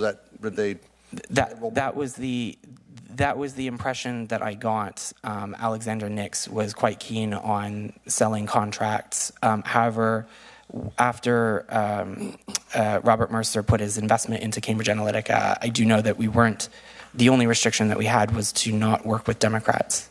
Okay, okay. Well, like, for example, Fusion GPS is much in the news, and they provided opposition research to the DNC in the against the Trump campaign. The data itself and the means by which you analyze it and use it is pretty much agnostic, correct? In other words, you can use it for or against a political candidate, a product, or for an information campaign, like we said. Yes. Okay. So, Mr. Zuckerberg, when he was here the other day, he kept saying, we don't sell data. And I responded to him, well, you clearly rent it. I don't know whether that's a fair characterization or not. How would you characterize the social media platforms like Facebook use of personal data? They say they don't sell it. How would you characterize it? They've created a platform that encourages the use of data. So it's true that you can't go to Facebook and simply buy Facebook's data, but they make it readily available to its customers via its network of applications, or the fact that the layouts of people's profiles on Facebook makes it very conducive to scraping data, for example. Although Facebook would say that they don't allow that, they still create a setup which catalyzes its misuse, in my view. Well, Mr. Zuckerberg also said that the terms of service that consumers agree to when they sign on to Facebook, he said people probably don't read it, or if they read it, they don't really understand it. Is your impression that most of the public has no idea about what they are sharing with these companies? When you even talk to lawyers who read through the terms and conditions, some of it's even dense for a lawyer. So I think that it's unreasonable to expect a regular, ordinary person to have the burden of understanding dense legal text. And the other thing that I would say is that, you know, social media is not really a choice for most people. The internet is not really a choice for most people. It is very difficult to be a functioning member of the workforce or society and refuse to use the internet. I don't know a job that would let you go in and refuse to use Google, for example. I don't know, you know, most hiring requires a LinkedIn profile now. So although we use this narrative of choice because someone's pushing a button, even if they had read the terms and conditions and understood it, they substantively don't really have a choice, because in the modern workforce, you have to use social media and you have to use the internet. They don't really have other options. So. I don't know a job that would hire somebody who refuses to use the internet. So do you think it's too much to expect that these social media platforms get consumers informed consent? I mean, there is this idea in the law, for example, if you're going to consent to a surgical procedure by your doctor, that your consent must be informed. In other words, you have to understand what you're agreeing to. Do you think that's too much to ask for in this context? It's not that it's too much. It's not too much to ask for. People absolutely should have informed consent, but the analogy is not equivalent. When you go and see a doctor and you need a surgery, you need something, and that you consenting to that surgery is proportionate to the benefit that you're getting. When somebody consents, quote unquote, to something online, even if they understand that they're consenting to their data being harvested, if that's the only way that you can get a job, it's not really genuinely a fair situation. And so the point that I would make to you is that we should take a step back from this narrative of consent and start to look at the fact that people don't have a choice. They have to use a lot of these platforms to be functional in society and the workforce. Well, I don't have to use Facebook. I can use Twitter. I can use. But all of these platforms do the same thing. Right? They all, as soon as you sign up to Twitter, as soon as you sign up to Google, as soon as you sign up to anything, they all will be collecting a hugely disproportionate amount of data compared to the utility that they provide to you. And further, the other thing that I would say is that when you're looking at technology, there's a question of not just informed consent in the present, but reasonable expectations in the future. When I first signed up to Facebook, it didn't have facial recognition. I posted all of my photos, and then Facebook developed facial recognition algorithms that then can go and search the internet and find other things that I'm doing, right? So it's not a question of just informed consent. It's about, is it proportionate to the benefit that the consumer is getting? Is it reasonably expected in the future, if there's future developments in that technology, that the consumer did actually consent to that at the time? And more broadly, this narrative of consent is slightly problematic in the sense that when people have to use these platforms, it doesn't matter whether or not they understand. If they have to use it to get a job, they will still use it. And so we are sort of coercing and compelling people to hand over a lot of information, which not only now could be dangerous, but you have to imagine in the future also what the developments of technology, what developments we'll see moving forward, and what kinds of risks we'll be exposing to people 10 years from now when that data about them still exists. Well, my time is up. I would just conclude by saying that companies now can and do market their services and products based upon people's expectations of privacy. And so if consumers are fully informed about what they're doing, what the consequences are, they can make their choices. It may create markets for other alternative platforms where people's data will be more protected. Okay. Thank you very much, Mr. Chairman. Thank you for your succinct answers, Mr. Wylie, and they're to the point. Last month, Senator Kennedy and I introduced a bill to protect consumers' privacy online, and included in that bill is giving consumers the right to control their own data by allowing people to opt out of having their data collected and requiring companies to notify consumers of a privacy violation within 72 hours. You've previously expressed support for allowing users to opt out of all targeting criteria in 3 clicks or less, as well as rules to require the data collected by each app be proportional to the app's actual purpose.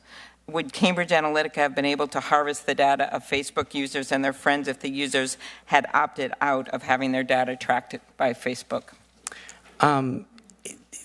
It would. Well, the problem was that Facebook had set up applications that physically allowed the collection of friends' data. So one of the other things that I would say is that in addition to giving consumers rights, we should be putting obligations on companies themselves. So a principle of privacy by design, which treats privacy as an engineering problem, as a safety problem, would also be incredibly beneficial because privacy is not just a governance issue or a terms issue or a policy issue. It's a physical engineering issue when it comes to software. And do you think that they would just do that on their own, or do you think it would be good to have some? Thank you. That is my response to one of my friends on the other side of the aisle and why Senator Kennedy and I have proposed this bill. Secondly, the Honest Ads Act, a bill that I've done with Senator McCain and Senator Warner. I understand you've supported the idea that there should be more transparency of political ads. Absolutely. You know there's no requirements in place. In your written testimony, you stated if a foreign actor dropped propaganda leaflets by airplane over Florida or Michigan, that would universally be condemned as a hostile act, but this is happening online. As you know, Facebook, Twitter, Microsoft are now supporting my bill. and they are taking measures to disclose these ads, especially Facebook. Do you think that this patchwork of voluntary measures, though, will be the answer? No, I think that just in the same way that we require safety standards and everything else that we care about, we should be requiring safety standards and transparency standards in software and online platforms. Thank you. At last month's hearing, I asked Mr. Zuckerberg if Facebook had determined whether the up to 87 million Facebook users whose data was shared with Cambridge Analytica were concentrated in certain states. Mr. Zuckerberg said that he would follow up with a state-by-state breakdown of those users. I want to ask if you have any knowledge as to whether those Facebook users were mostly in any particular states. I can't say off the top of my head what the density was in each state, but I do know that there were particular focus. There was a particular focus on states from the company's activities on swing states and states that were winnable by Republicans. States like Wisconsin, Michigan, yes, Pennsylvania. And we again await that information from Facebook.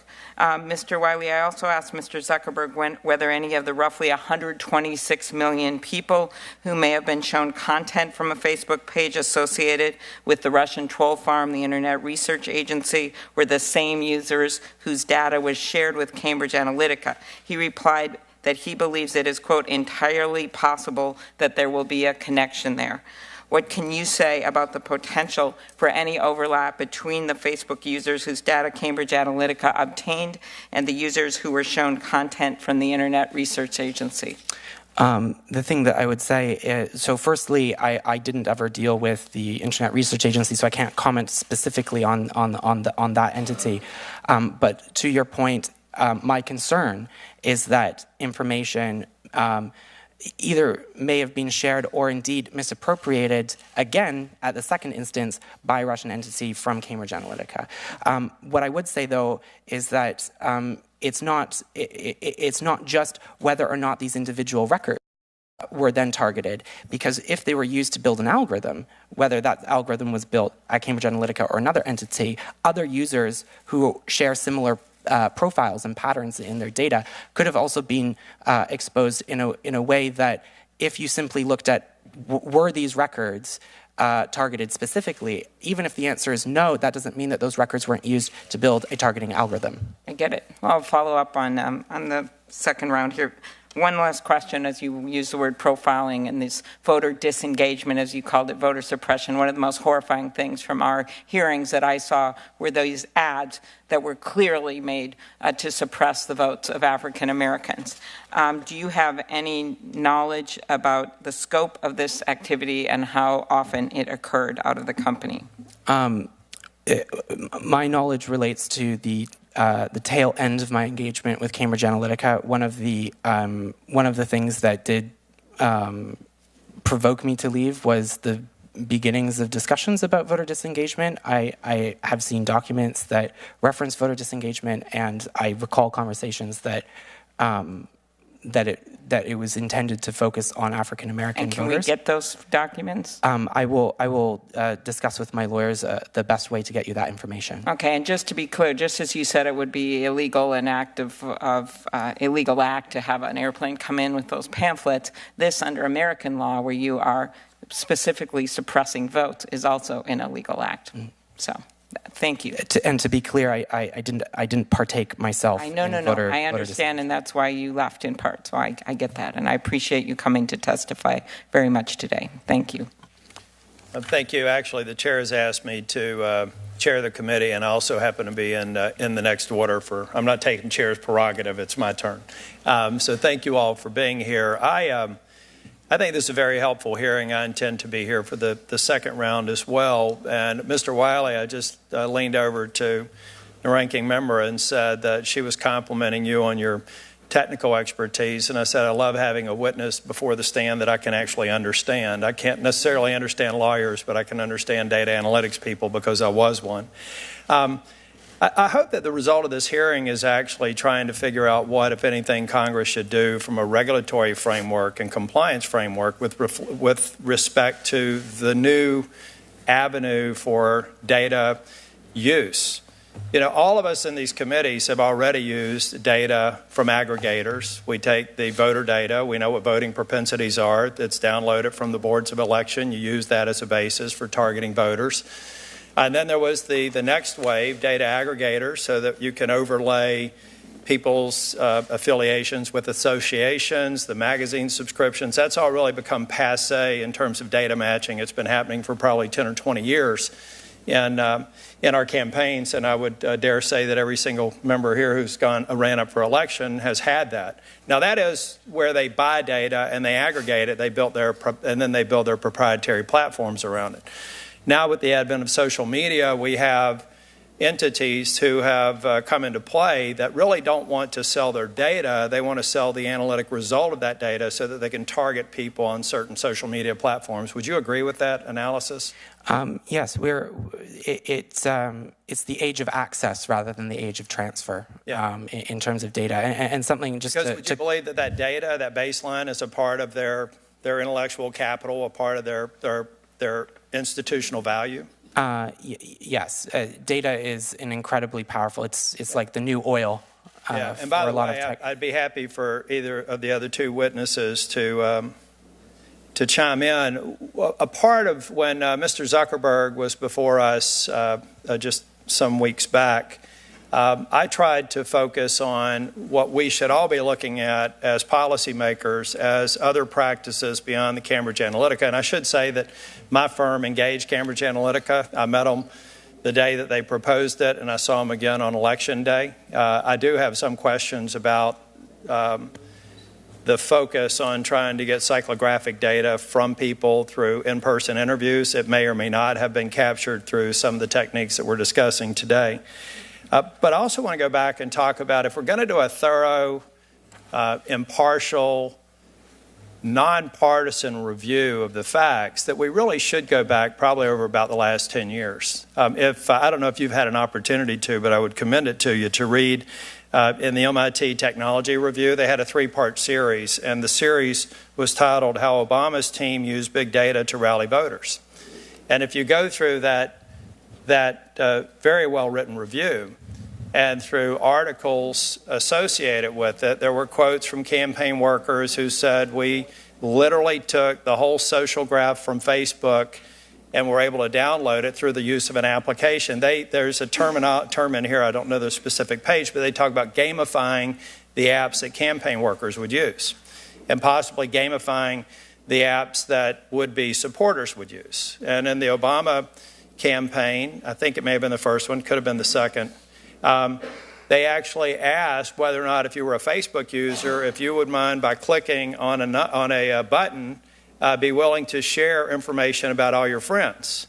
In my case, I have about 4,900 friends. So by clicking that button, I was actually giving access to thousands of people's information without their knowledge. And this was a documented practice that I think also has to be looked at in the context of creating good policy that's based on various uses, contemporary uses of data on social media platforms. And so in my remaining time in this, in the first round, I would just ask you,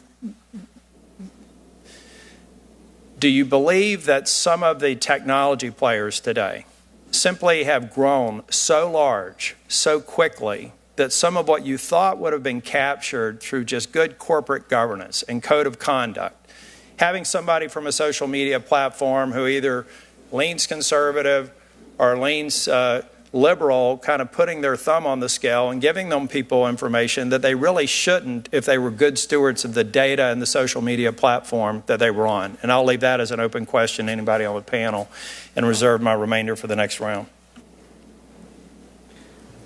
I just say that, I don't hold the view that Facebook is somehow necessary for our lives. As an instructor of political science, I encourage my students never to share information about politics or ads or news online because they're not professional editors. They should direct their attention to news sources that have editors. The idea that you must contact your friends and family and upload pictures and that there is no alternative is really something that doesn't strike me, not as an expert, but as an ordinary citizen, as something that's true. And so I think in answering your question, Facebook has a lot of data. I think it's acted really inappropriately in terms of how it's conveyed news, sold ads to just about anyone who wants to. Target hate groups, fine. Bring it in. We have an algorithm. We don't pay too much attention to it, and it's not our fault if it goes wrong. I think it's a really terrible way that they've conducted business. And again, I wouldn't encourage people to use Facebook, but I am surprised by people's continuing interest in the company. I'd concur a lot in what he was saying. I think it's difficult to argue that Facebook per se is necessary for people's lives when about half the internet users aren't on it, and there are lots of other types of social media. To your point about would someone with a particular ideological political view tilt the scales one way or another, I don't know if people would deliberately do it. They might, but by the nature they will, because what I view as true is influenced by how I think ideologically. And so things that I might screen out and say, well, this is bad, this is disruptive to the community, would be influenced by how I think. Thank you. Senator Coons. Thank you, Senator Tillis, and thank you to the panel for the chance to be with you today. I think the reason this matters is that we're talking about the intersection of several important developments that are difficult for the average American to understand. Big data and social media and foreign interference in our 2016 election. And we're trying to tease out what actually happened or didn't happen. Mr. Wylie, let me start with you. Cambridge University professor Michael Kaczynski studied the use of Facebook data and found that based on average of 68 Facebook likes by a user, these are just likes, what you liked or disliked, you could predict sexual orientation, political party affiliation, race with 85% accuracy. Further factors like religious affiliation, alcohol or drug use, even whether your parents were divorced, could be deduced. Is that your understanding of that analysis? And do you think Cambridge Analytica and the work of Professor Kogan used that predictive power to develop algorithms that then weaponized differences between Americans for electoral gain? So the basis of the research that we were doing at Cambridge Analytica was from the papers that you're citing from Dr. Kaczynski. So the firm replicated his approach and then sought to improve it.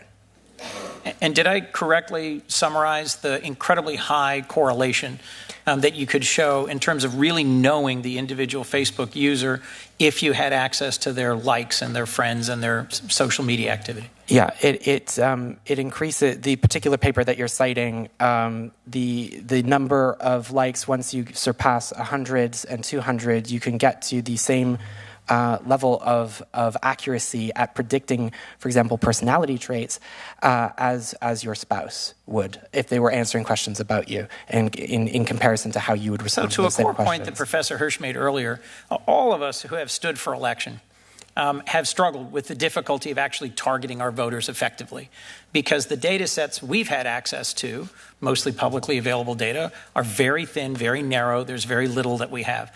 The data sets that Facebook has access to, that's why it's a multi-billion-dollar company, are unbelievably deep and rich. And so it's unlike anything we've had to confront before, correct?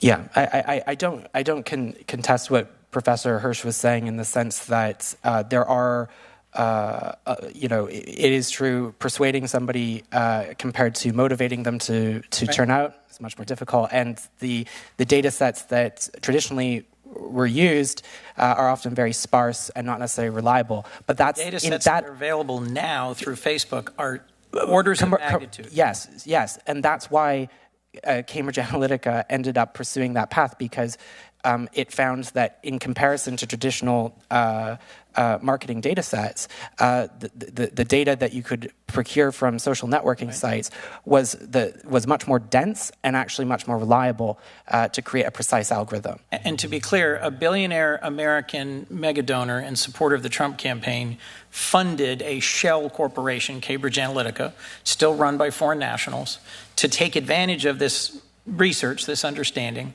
and gained access to 87 million Americans' Facebook information and developed some of the algorithms that came out of that. I want to ask you, in the time I have remaining, about your experience working with Steve Bannon, one of President Trump's senior campaign advisors, and the goals that he used Cambridge Analytica to achieve.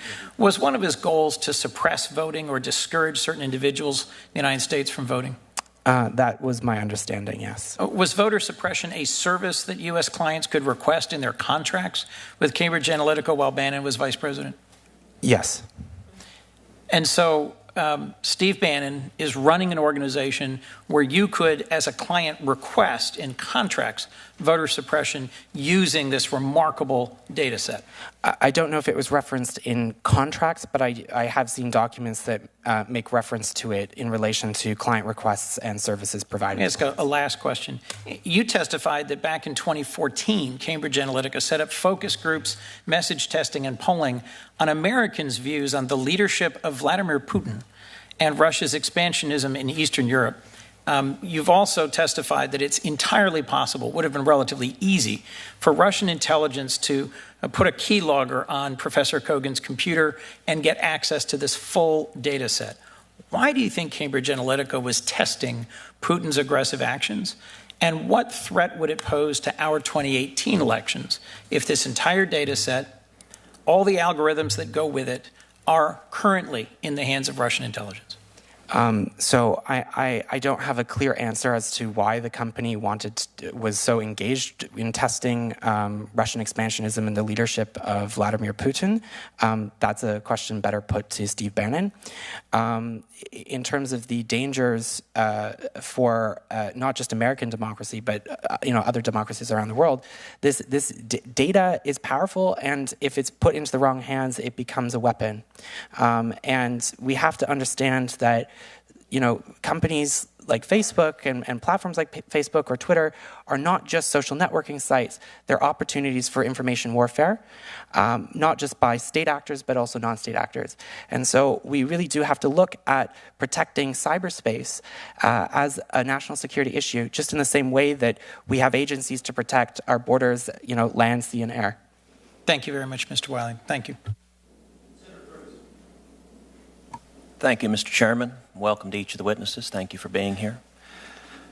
I think Americans are rightly concerned about privacy and the security of our data. And we're also concerned about the power that is being collected in Silicon Valley of a handful of companies having enormous troves of data that they're able to use and employ with very few rules governing what they do with that information. Much of the media attention in recent weeks and months has focused on the data operation of the Trump campaign. But the Trump campaign was hardly the first to employ data in a very significant way in a political campaign. Dr. Jameson, in your written testimony, you talked about the Obama campaign in 2008 and 2012 and their data operations. Can you share with this committee what the Obama campaign did regarding data in 08 and 12? Sure. During the 2008 campaign, what they did is they had as an advisor a co-founder of Facebook who helped them understand how they could use Facebook and obtain data from Facebook. And a lot of that work was done by consultants, but that was the center of it. In 2012, the campaign changed its strategy and then pulled all of that in-house and made it much, much more effective. They were able to combine their Facebook data more cleverly, more carefully with other sources of data and do a much better job of understanding what individual voters were like, who was connecting with whom, and how they could understand those conversations. And has Facebook approached access to data on a fair and even-handed manner? Allowing candidates from whichever party the same access to data, or have they been more political and partisan players in that regard? I have no knowledge of that. I will note that Carol Davidson, who was the Director of Data Integration and Media Analytics for the Obama for America 2012, she said, quote, "Facebook was surprised that we were able to suck out the whole social graph, but they didn't stop us once they realized that was what we were doing." And she also said that Facebook, quote, "came to office in the days following election recruiting, and they were very candid that they allowed us to do things that they wouldn't have allowed someone else to do because they were on our side. So that's the head of data analytics for the Obama campaign saying Facebook is giving preferential treatment to the Obama campaign because that's the political side they're on. Did they give the Romney campaign the same access to data in that election in 2012? Not to my knowledge. All right, how about in 2016? There's been a lot of discussion of what the Trump campaign did with data. Did the Hillary Clinton campaign have a data operation? I presume so, but I'm not familiar with what. There was not very much written about her campaign on any of this. So does anyone on the panel know what the Hillary Clinton campaign did on the data side? Does anyone on the panel think that there is a chance in a million years that the Hillary Clinton campaign didn't have a substantial investment in data analytics? Mr. Wylie, sure. So campaigns across the spectrum in the United States use data. And just to your point, when we look at, a lot of people are concerned about, for example, the ability of big government to inhibit our liberties and choice. Mm-hmm. Big data can engineer a situation that limits our choice and our freedom, and it's not a partisan issue. So to your point about other parties using types of access on Facebook, I actually agree with you in the sense that there is a substantial risk of distorting the electoral process if a company like Facebook decides to pick a side, whether that is Democrat or Republican. Right. And so the thing that I would hope that this committee and others really internalize is that we're talking about Cambridge Analytica, but it's not a partisan issue. We're talking about the future of how these technology companies operate and the risks to ordinary American citizens and the risks to the integrity of our democratic processes here in the United States and around the world. And that's not a partisan issue.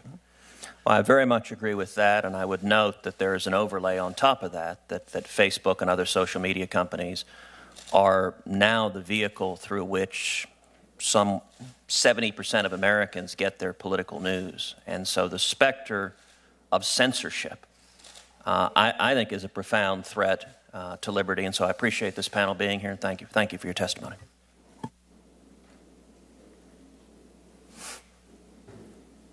Senator Blumenthal. Thanks, Mr. Chairman. Welcome to you all, and thank you for being here. Mr. Wylie, are you aware of conversations between Cambridge Analytica executives and any representatives of the Russian government or people associated with the Russian government?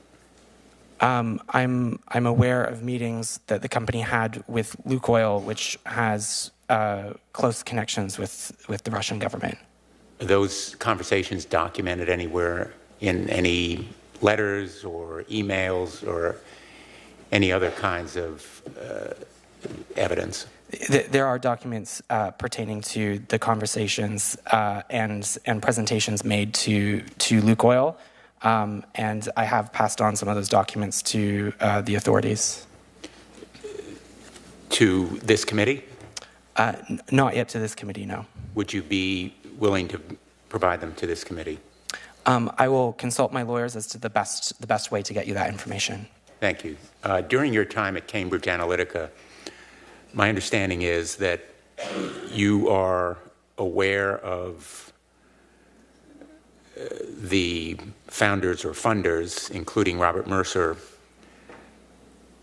providing monies so that they would not be, quote, necessarily considered declarable campaign contributions.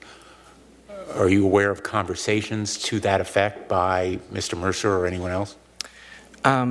What I'm referencing is what was explained to me after I inquired as to the relatively convoluted setup that was happening in the United States with respect to the setup of Cambridge Analytica.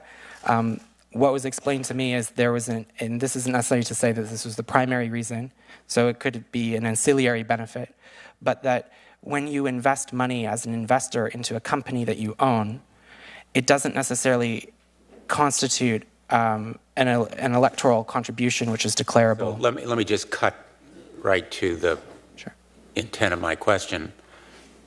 Was there a specific explanation to you that the purpose of structuring these funds as investments was to, in effect, avoid the reporting requirements or other provisions of United States election laws?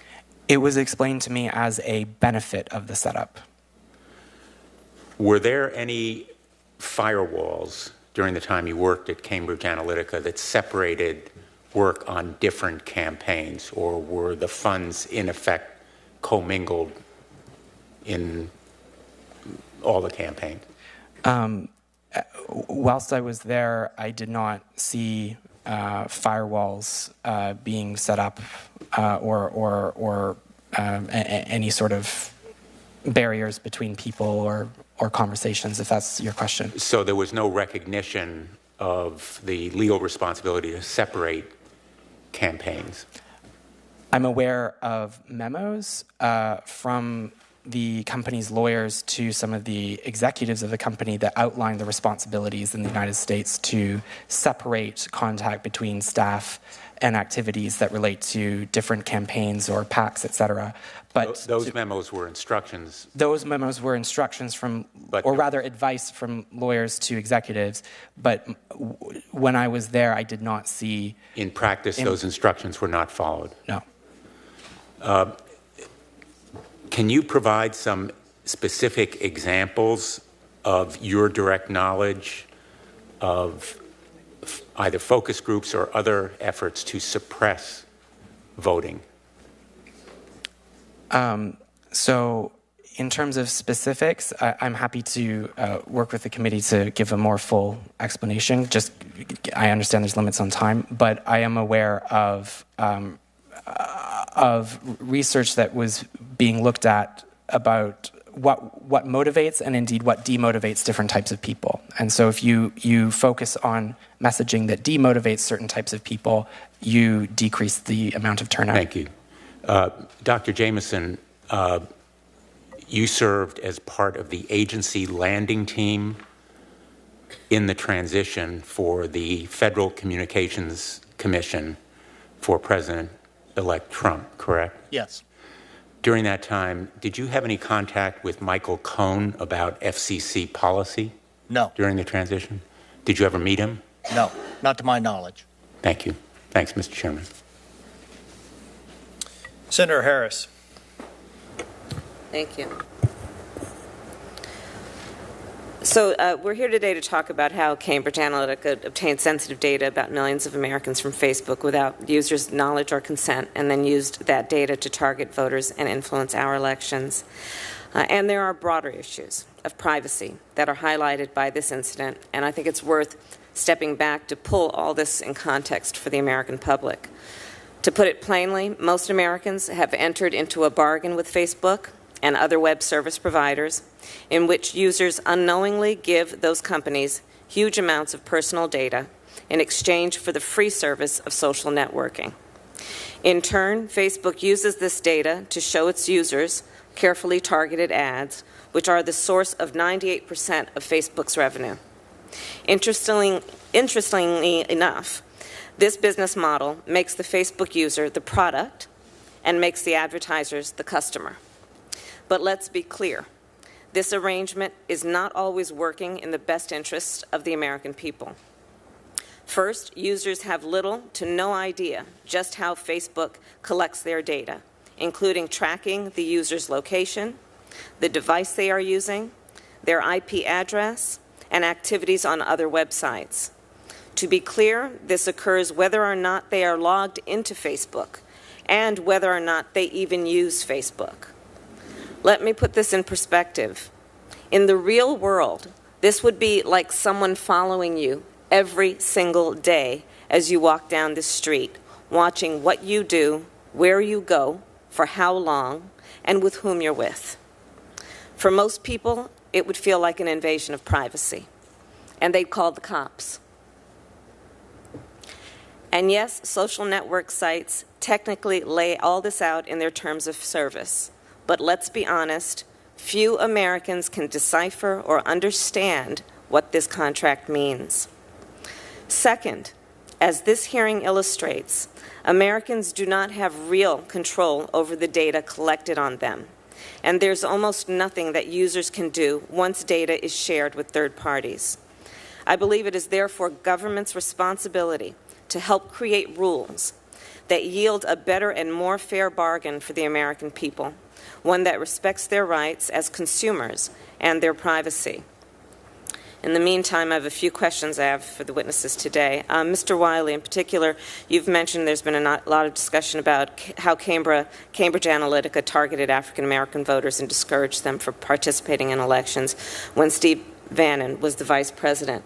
What specifically did Steve Bannon or anyone else decide motivates or demotivates African Americans to vote? So it's not just focusing on racial characteristics of people. Actually, when you poll a random sample of African Americans, they're not all the same people. Oftentimes they're very different, have very different lives and different motivators. Mm-hmm. So when you're looking at any program, whether it is motivating or demotivating someone, understanding their internal characteristics is a very powerful thing, because you don't treat them just as a black person, you treat them as who they are. That can be used to encourage people to vote or discourage people to vote. So how specifically then did they target African American voters, understanding as you do that the African American population is not a monolith? How did they then decipher and determine who was African American so they would target them in their intent to suppress the vote? So racial characteristics can be modeled, and I'm not sure about the studies that my colleague here was referencing, but we were able to get an AUC score, which is a way of measuring accuracy for race, that was 0.89, I believe. Can you tell me AUC is what? Area under the receiving operations characteristic. It's a way of measuring precision, which means it's very high. Okay. But to be clear, I didn't participate on any voter suppression programs. So I can't comment on the specifics of those programs. I can comment on their existence, and I can comment more generally on my understanding of what they were doing. But those questions are better placed for Steve Bannon. Okay, and I join in the request for any documents you can share with us that are evidence of the conduct you've described. On a different note, what should Facebook have done to verify that either you or Cambridge Analytica, in fact, had deleted the unauthorized data? So I can't speak for Cambridge Analytica. I can speak for myself. Please. In 2016, they sent me a letter that said, we're aware that you may still have data from this harvesting program. It informed me that Dr. Kogan actually didn't have permission to use the application that he was using for commercial purposes and only academic purposes. That was actually new information to me. I did not know that at the time. And then it requested that if I still had the data, to delete it, and then sign a certification of that that I no longer have the data. Did it require you to sign that under the supervision of a notary, or just sign it and send it back? It did not require a notary or any sort of legal procedure. So I signed the certification and sent it back, and they accepted it.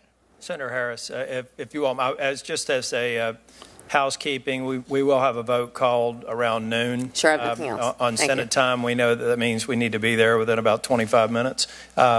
So I think we'll be able to get the first round. We have Senators Durbin, Hirono, and Booker, and I'm happy to stick around to the end of the vote for anyone if we can agree to 3-minute rounds in the remaining time before the vote's called. Senator Durbin. Thanks, Mr. Chairman. Thanks to the witnesses. Let me say initially, Senator Harris, I thought your presentation on the issue of privacy was spot on. It really described what we are about, at least one of the things we should be about. I asked a question of Mr. Zuckerberg whether he felt comfortable telling me the name of the hotel he stayed in last night. And after a couple minutes or seconds of hesitation, he said no.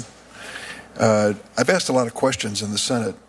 That one got a lot of attention, I think because it really got to the heart of the issue in terms of Mr. Zuckerberg and his own feeling about personal privacy and where he would draw the line. We know, of course, from what Senator Harris has said and what we all know from life experience is the last hotel I stayed in is probably a matter of some record with my name attached to it somewhere. Who knows? But privacy is a critical issue here, and the right of Facebook or any entity to use my information without my express permission, I think, is over the line. I said to Senator Cornyn, my friend, I met it earlier when he said that he thought consumers were aware when information was being gathered on him, that I'm sure he's wrong. We have now put a little piece of electric tape over the camera on my laptop. Good. Most people do now because they're being watched and they may not even know it. But there are two other issues here that I'd like to spend a moment addressing. And one of them relates to Mr. Nix. Mr. Nix is a British national, is that correct? Yes.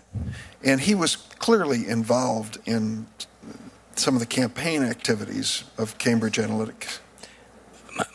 He was the CEO of the company, so he was the point person for all of the clients. And he often made the presentations and recommendations to those clients. And the Federal Election Commission says expressly that regulations prohibit foreign nationals from directing, dictating, controlling, or directly or indirectly participating in the decision-making process of any person with regard to any election-related activities in the United States. So there is a red flag or red Union Jack, whatever you want to call it, that should make it clear that we're in a territory here that it may be a violation of law. You have said that the involvement of Cambridge and successor organizations and Russia came after you left. Is that correct? No. Sorry, can you clarify slightly what you mean by my experience is direct as it relates to Lukoil, as it relates to understanding, the research that was being done in terms of the focus groups and all of that. But in the use of information by the Russians in the election campaign... Oh, I'm sorry, I misunderstood, yes. That was either happened some other place or after you had left Cambridge Analytica? Yeah, I was not aware at the time that there was activities in Russia to influence the United States elections. So I would just add that to the second category. The first question, privacy. The second question is the involvement of foreign nationals in the United States campaign, whether Mr. Nix personally or Russia as a country trying to influence the impact. The third has been brought up by my colleagues and I think gets to the heart of another very important issue, and that is the issue of the secrecy of this activity. The fact that we know that Mr. Mercer was engaged in this is because of something called open secrets and other sources that weren't disclosed in the ordinary course of business in this. And did you have any guidance from Cambridge when you were there in terms of the secrecy of the clients that you were working for? So to your first point about non-U.S. nationals working in U.S. elections, Cambridge Analytica received formal legal advice, and which I've disclosed to the media. And that legal advice did make clear that the company should not be sending non-U.S. nationals to work on American elections. And with respect to the secrecy, everybody had to sign a non-disclosure agreement, a very thorough non-disclosure agreement. And in fact, after I left, when the company engaged in a protracted legal correspondence with me, also ensured that myself and other people who decided to leave signed an undertaking of confidentiality, which was sort of a higher threshold of NDA. You've been asked for some documents earlier, and those two you just referred to, the legal opinion about the involvement of Cambridge employees in U.S. elections. I made it public, so If you wouldn't mind sharing it with the committee, Sure. as well as, I'll make a if note you of it. could, a copy of the non-disclosure agreement that you signed or others might have signed, that would be helpful too. Thanks, Mr. Chairman. Thanks, Senator Durbin. Senator Hirono. Thank you.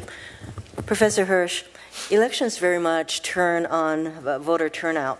So you would agree that efforts to suppress voter engagement or voter turnout should be a matter of serious concern to us. Certainly. Okay. You testified that it is easier to demobilize people than to mobilize them. In fact, you've testified on the impact of voter ID requirements on voter turnout. So if we were to consider regulating anything, and I realize that there are privacy issues, it's all very complicated, but if you want to focus on some kind of a regulatory scheme, should we focus on regulating ads or messages that demobilize people? So thank you for the question. I think this issue is really complicated. Personally, I've worked as an expert witness for the ACLU and the Obama Justice Department on government voter suppression. Yes. Voter ID laws, non-citizen voting regulations. This is really different, and it's different because campaigns do things that are not nice all the time. If a Democratic campaign were to go and remind Trump voters of all of the moral failings in Trump's past and say, don't vote for him, is that demobilization or not? I don't know. I really don't know where that line is. Let's assume, I know that it's not the easiest thing to figure out whether a message actually demobilizes anybody, but let's assume that we can come up with some way to define what demobilization, because that is a matter of serious concern. You said that that is easier to effect. So that may be an area for us to pursue in terms of any kind of regulation in this very complex space that we're in right now.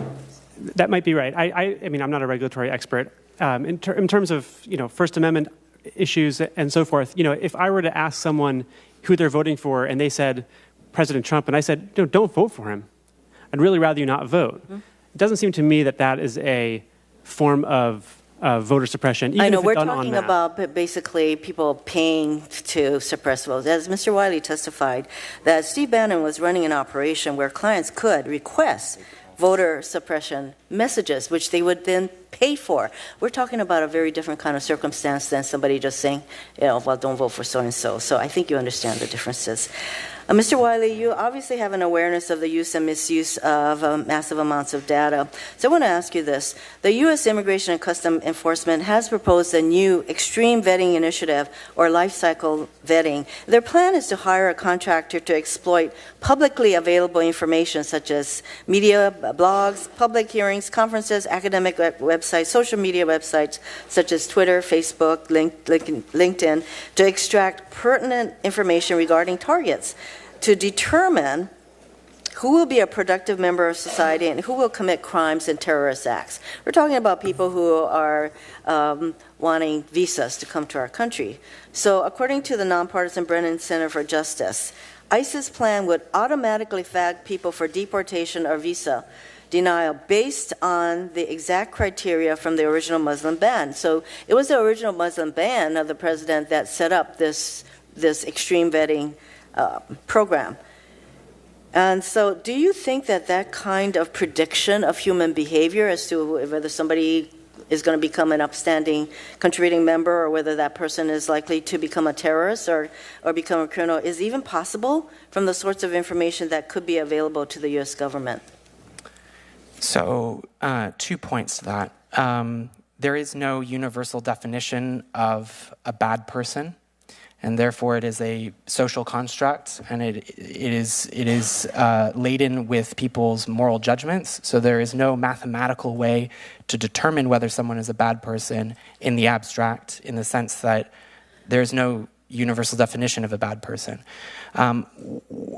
So the second point that I would make, though, is that just because you are using data science and mathematics, you could have the most advanced neural network made yet.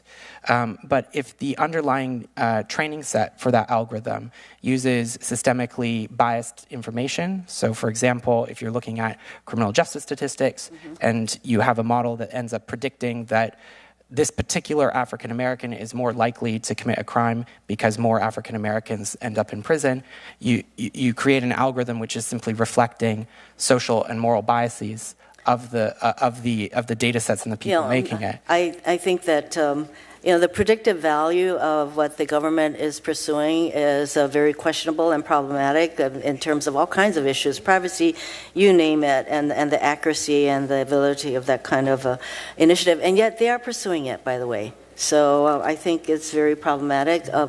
Professor Hirsch, would you agree that the government getting their hands on all this kind of information so that they can determine whether somebody would commit crimes or somebody's going to become an upstanding citizen? Does that even make sense to you? No. Thank you. Yep. Thank you, Mr. Chairman. Senator Booker. Thank you very much. Mr. Wylie, I have a lot of concerns about how these platforms can be used to pit people against each other. One of the greatest values of America is this idea of indivisibility, that we have the lines that tie us together are stronger than the lines that divide us as a country. And, this morning when I woke up, I listened to the New York Times podcast, which was all about Sri Lanka. The headline is "When Facebook Rumors Incite Real Violence." And it was about how the platform of Facebook was being used by sinister forces to incite hatred between groups, fear between groups, and ultimately violence in this circumstance. I was just so deeply disappointed and angered when Nigel Oakes, who's the founder of the SEL Group, as you wrote, would say things in a recorded conversation where it's things like this that resonate. Sometimes to attack the other group and know that you're going to lose them is going to reinforce and resonate your group, which is why Hitler attacked the Jews, because he didn't have a problem with the Jews at all. But people didn't like the Jews, so he just leveraged an artificial enemy. Well, that's exactly what Trump did. He leveraged a Muslim. Trump had the balls, and I mean really the balls, to say what people wanted to hear. This is, to me, really a frightening reality, a threat to the very ideal of a nation that wasn't founded because we all pray alike, because we all looked alike, but we had a set of common aspirations and democratic principles that united this country. Our founders talked about pledging to each other, not religious alliances, not racial alliances, but our sacred honor. And I'm wondering, first and foremost, your experience with this organization that you ultimately left. Did you feel that this was a manipulation of the data to prey upon divisions, prejudices, biases, inflaming them in order to produce, as demagogues often do, a certain electoral outcome? Sure. So the United States went through a civil rights movement a couple decades ago in an attempt to desegregate society. And one of the things that we're seeing now is a resegregation of society that is catalyzed by algorithms. So some people call that echo chambers. An echo chamber is where you start to receive information from one side and you stop to see information from another side, which ultimately interferes with that common fabric, because what we're doing is we're tearing that fabric apart. With respect to what Cambridge Analytica was doing, it was looking to find ways of exploiting certain vulnerabilities in certain subsets of the population, so not everyone, certain subsets of the population, to send them information that will start to then remove them from the the public forum, if you will, where they start to see more and more conspiracy theories, or they start to see more and more vitriolic messaging, and they start to internalize that messaging, and they start to discount mainstream media. And in fact, if there's enough money being spent on targeting these individuals, they'll stop seeing any mainstream media online. And from that point, they've now been removed from the public forum. And for me, that's deeply problematic, because when you look at what democracy is supposed to be about, it's supposed to be, there's an element of common experience that voters need to have in order to collectively make a decision. If you are segregating people in terms of the information space, so that one set of voters only see one thing and another set of voters only see another thing, we have destroyed the public forum. And I know from your statements, first of all, that was an excellent observation. And from your statement, you talked about leaving as they're creating videos to try to inflict a hatred towards Muslims, fear of Muslims. That's correct, right? Yes. So there were videos created by the firm that were there's no other way to describe it other than sadistic and Islamophobic.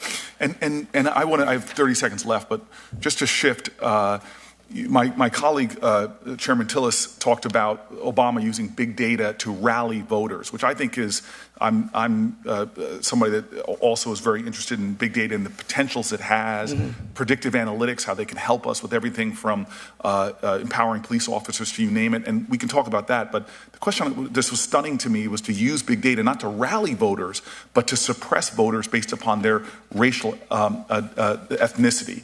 And so your testimony, am I correct that you're saying that this was a determined effort to suppress not just black votes, but the votes of Asians and the votes of other ethnic minorities? It was, as I understand it, so I didn't participate on it, but my understanding was that it was to target anybody with characteristics that would lead them to vote for the Democratic Party, including, and in particular, African Americans. And it seemed that Mr. Bannon was particularly focused on black voters, suppressing African American voters.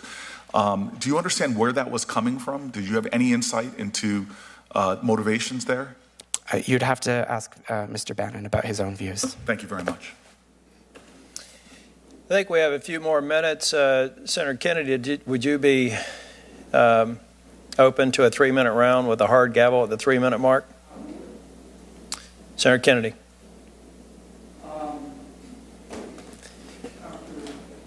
Dr. Jameson, thank you, Brittany. Dr. Jameson, I want to be sure I understand your testimony in response to answering Mr. Cruz's question. In the presidential campaign between Governor Romney and Senator Obama, of course now, yes. Now President Obama, the Facebook co-founder shared Facebook information with the Obama campaign that it didn't share with the Romney campaign because the Facebook co-founder wanted Mr. Obama to win. Is that accurate? I didn't mean to say that. It was that Chris Hughes was working for the Obama campaign. Who is Chris Hughes? He was a co-founder of Facebook. Okay. And he was working for the Obama campaign. I don't have any information that says he took information from Facebook, but he explained to the campaign, here's how you use Facebook. Did he share that information with Mr. Romney? To my knowledge, no. He was with the Obama campaign. Okay. And do you know why he shared this information with the Obama campaign? Well, he actually volunteered to work for Obama when he was running for U.S. Senate, so they'd had a long relationship. All right. So he wanted the President Obama to become President Obama? Yes. Okay. Here is one of the things that, to me, there are two issues. Well, there are many, but there are at least two issues regarding the social media platforms. First is the privacy issue. I happen to believe that social media platforms led by Facebook have the ability to influence what we believe, how we vote, what we buy, how we feel about ourselves. And they have a responsibility to disclose that to people and how they do it. And if people still want to use Facebook, fine. I don't believe in the lottery, for example. I think it's a tax on poor people. But people understand that the odds of winning it are not great. I'm pretty libertarian. People want to pay the lottery, more power to them. But here's the problem, gentlemen, and this is the problem, Mr. Wylie, that I think we could spend several days talking about. We can all agree that poison is being spread on social media. Here's the tough part: define poison. I don't want Facebook censoring what I see. It doesn't violate, or it does violate the First Amendment if somebody wants to run an ad on Facebook that says, don't believe the mainstream media, they're biased. If you tell them they can't do that, then you don't believe in the First Amendment. Now, it's a lot different if somebody wants to run an ad that says, go kill every Rohingya Muslim that you can find in Burma. But where you draw that line is tough.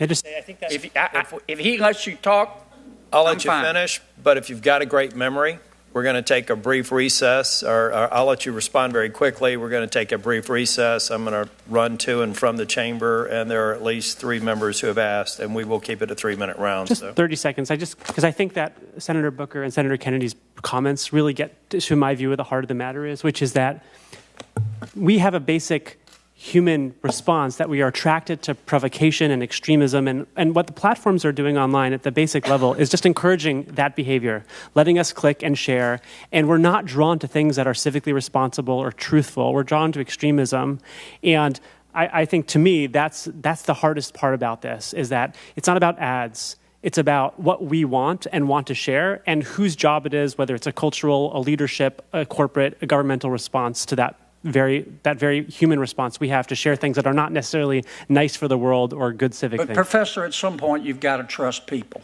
Yep. We're going to go into a recess. It'll probably be less than 10 minutes, or as fast as I can get to and from the Capitol. So we'll stand in recess for about 10 minutes.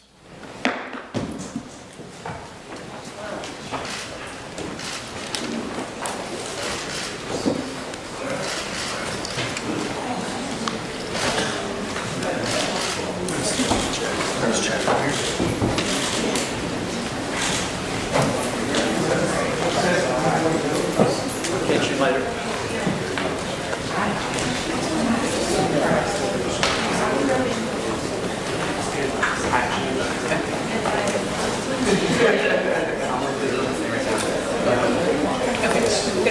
Thank you.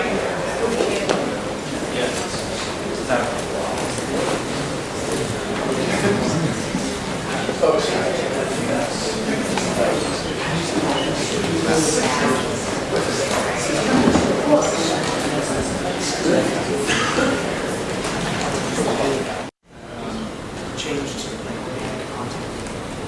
The way that preparing content is prioritized. Maybe we can switch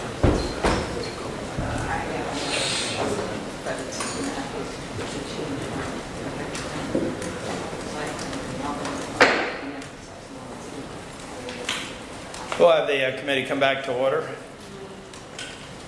And Senators Whitehouse, Klobuchar, Blumenthal are interested in a second round. I have, mainly now because I have to preside, in 20 minutes. If we could keep the rounds to about 3 minutes, I would appreciate it. Or keep each turn for about 3 minutes. And we'll start with Senator Whitehouse. Thank you. Mr. Wylie, I wanted to go back to the Brexit campaign and the role that aggregate IQ played in it.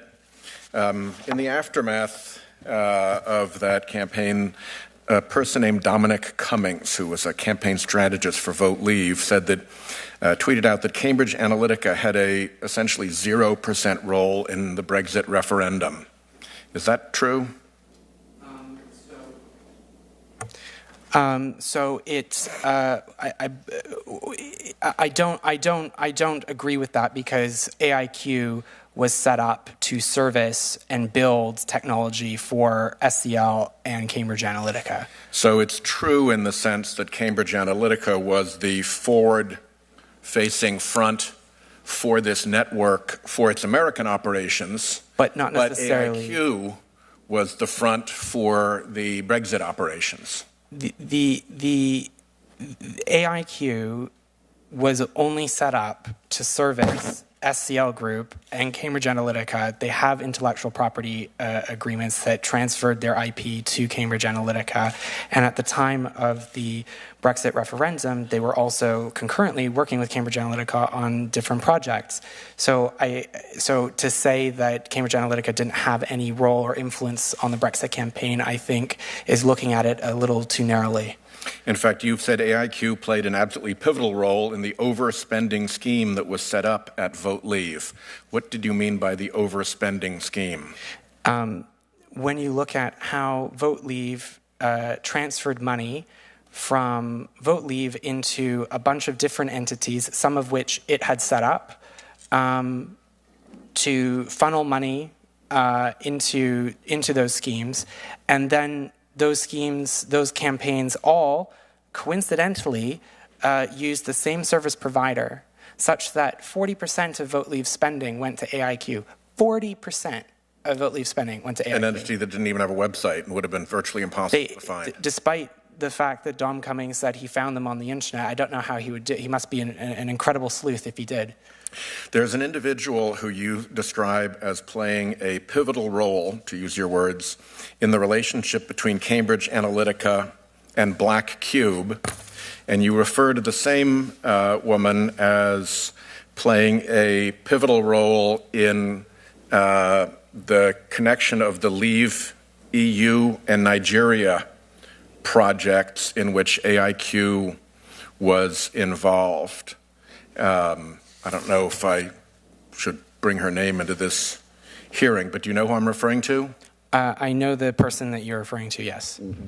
What do you mean by pivotal role connecting Cambridge Analytica, Black Cube, the Nigeria project, and Leave EU? The person that you're referencing joined the company and played a substantial role in setting up the company's projects in Nigeria, which involved Black Cube? Which involved the procurement of hacked material. And in addition, this person was also at the, for example, press launch of Leave EU, sitting on a panel with other directors of Leave EU. And Black Cube figured in that how? You said she was a pivotal role between the two? She, as she testified at Parliament, she made introductions to a group of Israelis to Cambridge Analytica. And they're the ones who work through the Black Cube Corporation or entity? You'll have to ask Cambridge Analytica and Black Cube that. Okay. Senator Klobuchar. I'm going to defer to Senator Blumenthal. He's got something, and then I'll go after him. Thank you. Thanks, Mr. Chairman, and thanks to Senator Klobuchar. Mr. Wylie, are you aware of services performed by Cambridge Analytica for American clients for free or as in-kind contributions at the expense of another entity? Specifically, no, but what I would say to that is that the money invested by Robert Mercer in the tens of millions allowed the company, at least when I was there, to work on projects and charge clients substantially less money for the work that was being done than it would have, the client would be paying for it entirely themselves. Your response goes back to my earlier question about the commingling of funds as, as an investment. In other words, characterizing money put into Cambridge Analytica as an investment rather than a contribution, and thereby used for a variety of different campaigns, but reported as a contribution for none of them, correct?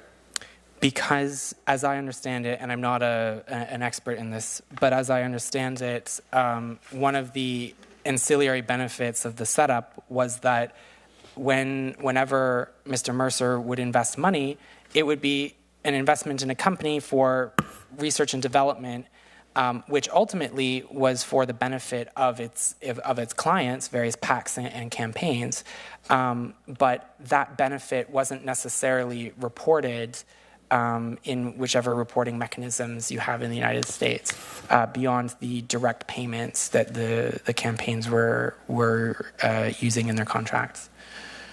And the dangers to privacy of collecting data and regarding consumers as the product, not the customer. Their data is sold. They are, in effect, the product, and advertisers are the clients, is a very serious issue. But just to be clear here, data was, in effect, harvested or collected from Facebook, according to Facebook, without its knowledge as well.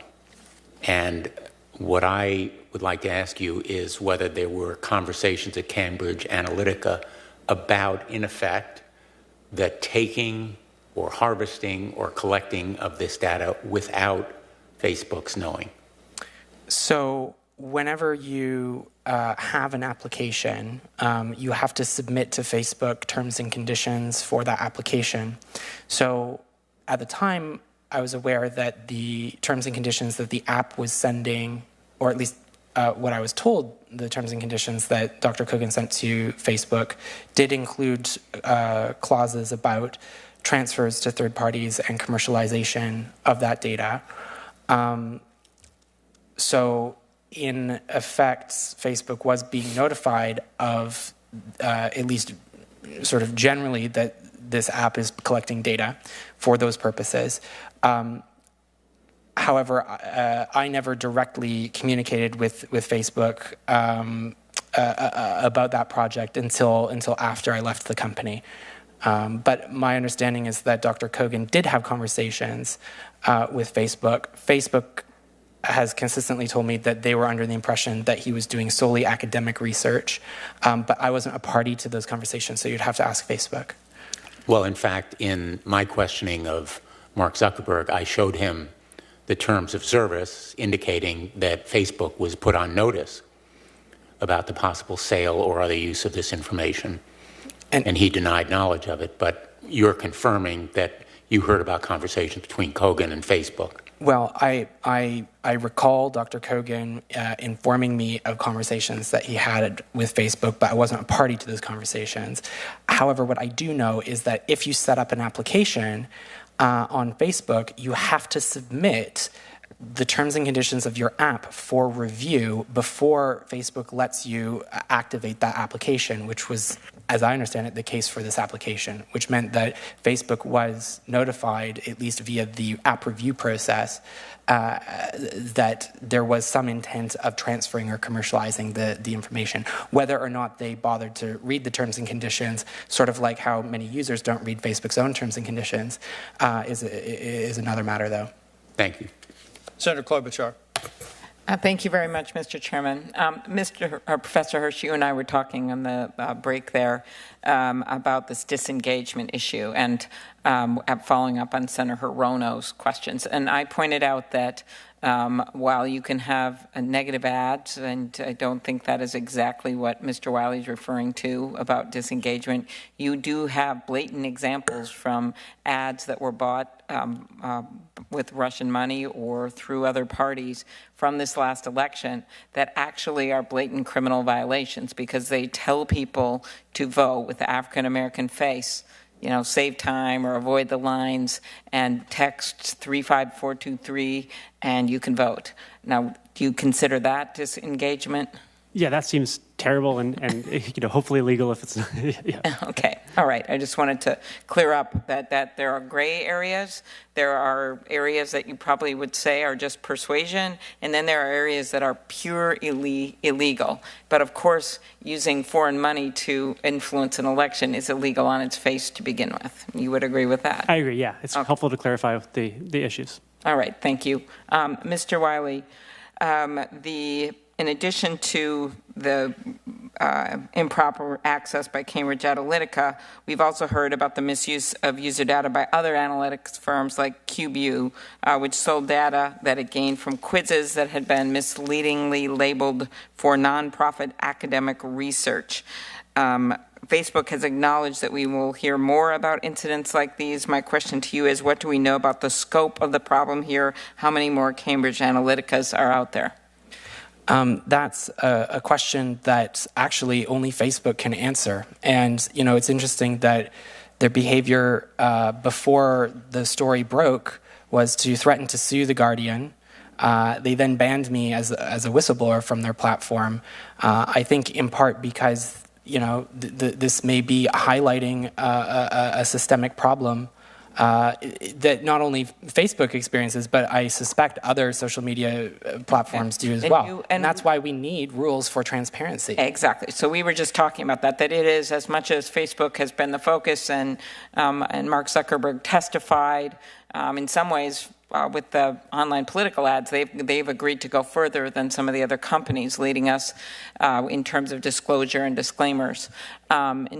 So do you think that if you just have, and I know I asked this before, but could you elaborate on just having a few companies out there doing different things, how that is not going to lend itself in the future to rules of the road? Because in my mind, you're going to have companies emerge that are more blatantly violating the rules, stuff goes over there, political ads go over here, and that you must have not only privacy rules in place, but some rules of the road when it comes to political ads. Could you elaborate on that answer? I mean, we don't allow car companies to make unsafe cars and just put terms and conditions on the outside of that car.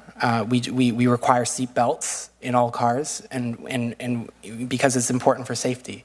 And when you look at industries that are important, cars, food, medicine, nuclear power, airlines, we have rules that require safety and to put consumers first, because it's very difficult for Americans to get around if they don't have a car, and so therefore that car should be safe. It's very difficult for people to survive without food, so therefore that food should be safe. And in the 21st century, it is nearly impossible for people to be functional in the workplace and in society more at large without the use of the internet.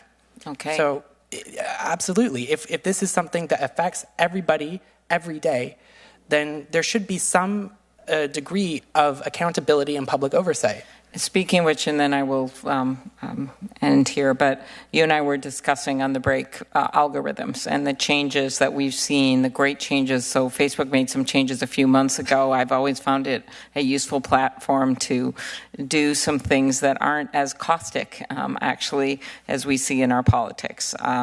Whether it's engagement about veterans issues or it's something about I do a photo contest with all the people in my state. It's been a very positive thing. They get to display their photos and things like that, or you name it. And I've seen a dramatic change in those kinds of more moderate posts about doing things with Republicans, for instance.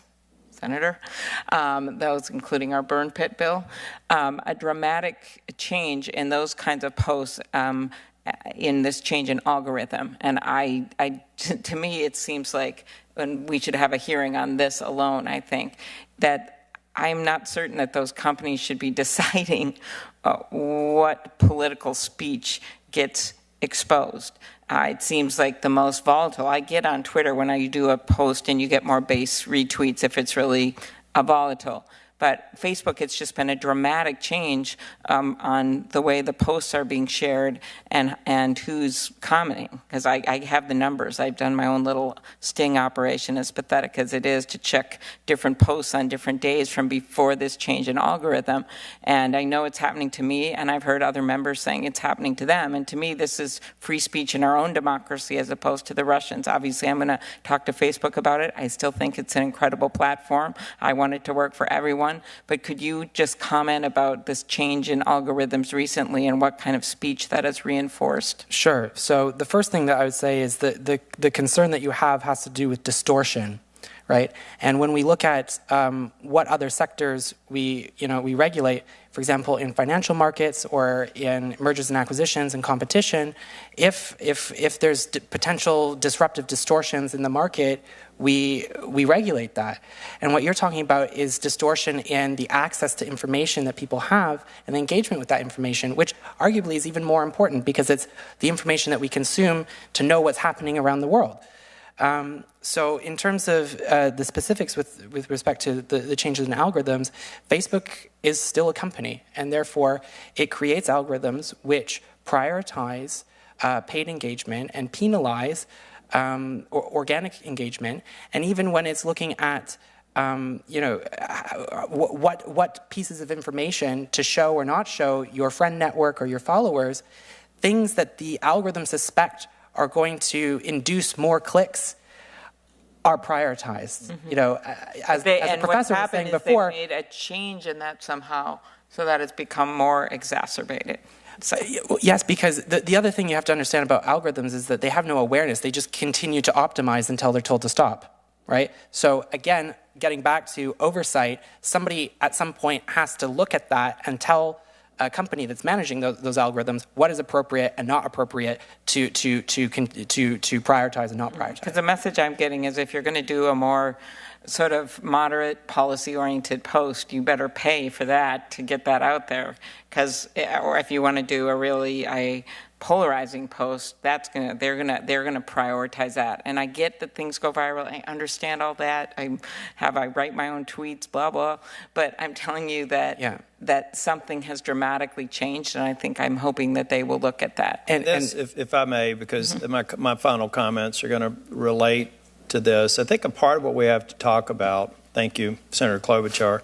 Part of what we have to talk about is these models came up with a purely ad-based revenue stream. I found it surprising that we had a member here who was somehow offended by the idea that maybe the next generation model is having someone who engages on any social media platform to, as they do with Pandora, say, I pay a certain fee and I get no ads. I get none of that engagement that would be the target of these algorithms. So we have to make sure that as we go through these social media platforms, that suddenly we don't make them. I'm somewhere between Professor Hirsch and Mr. Wylie on just how much we need social media to be a functioning society.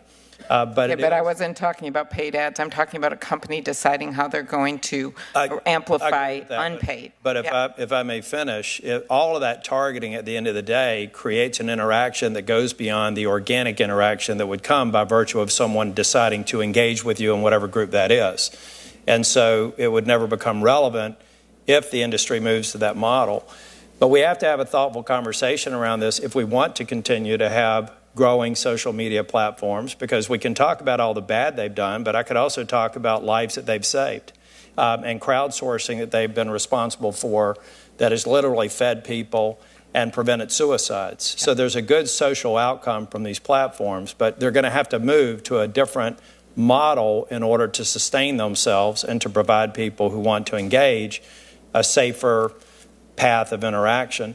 I'd like, if I may, I'd like to offer for the record, without objection, a couple of the articles that I mentioned that were from the MIT Technology Review. They were written, I think, in 2012, and they're not taking an opinion, but they're talking about some of the uses of these tools and things that we should be mindful of as we're crafting legislation. And then I also wanted to offer for the record, it's an editorial. I don't know that I agree with all the conclusions in the editorial, but they do have quotes in there that have been referenced, in fact, that I think are also important for people who want to come with a thoughtful outcome, to the extent the government has to get involved and address some of the issues that I think have been legitimately, so without objection, they'll be submitted for the record, have been legitimately brought up. Thank you for the extended hearing and the time on the committee. We welcome your feedback, and certainly you should be tracking what we're doing here to form your own opinions about whether or not they're helpful or harmful to addressing some of the issues and then the future of these platforms. This meeting is adjourned.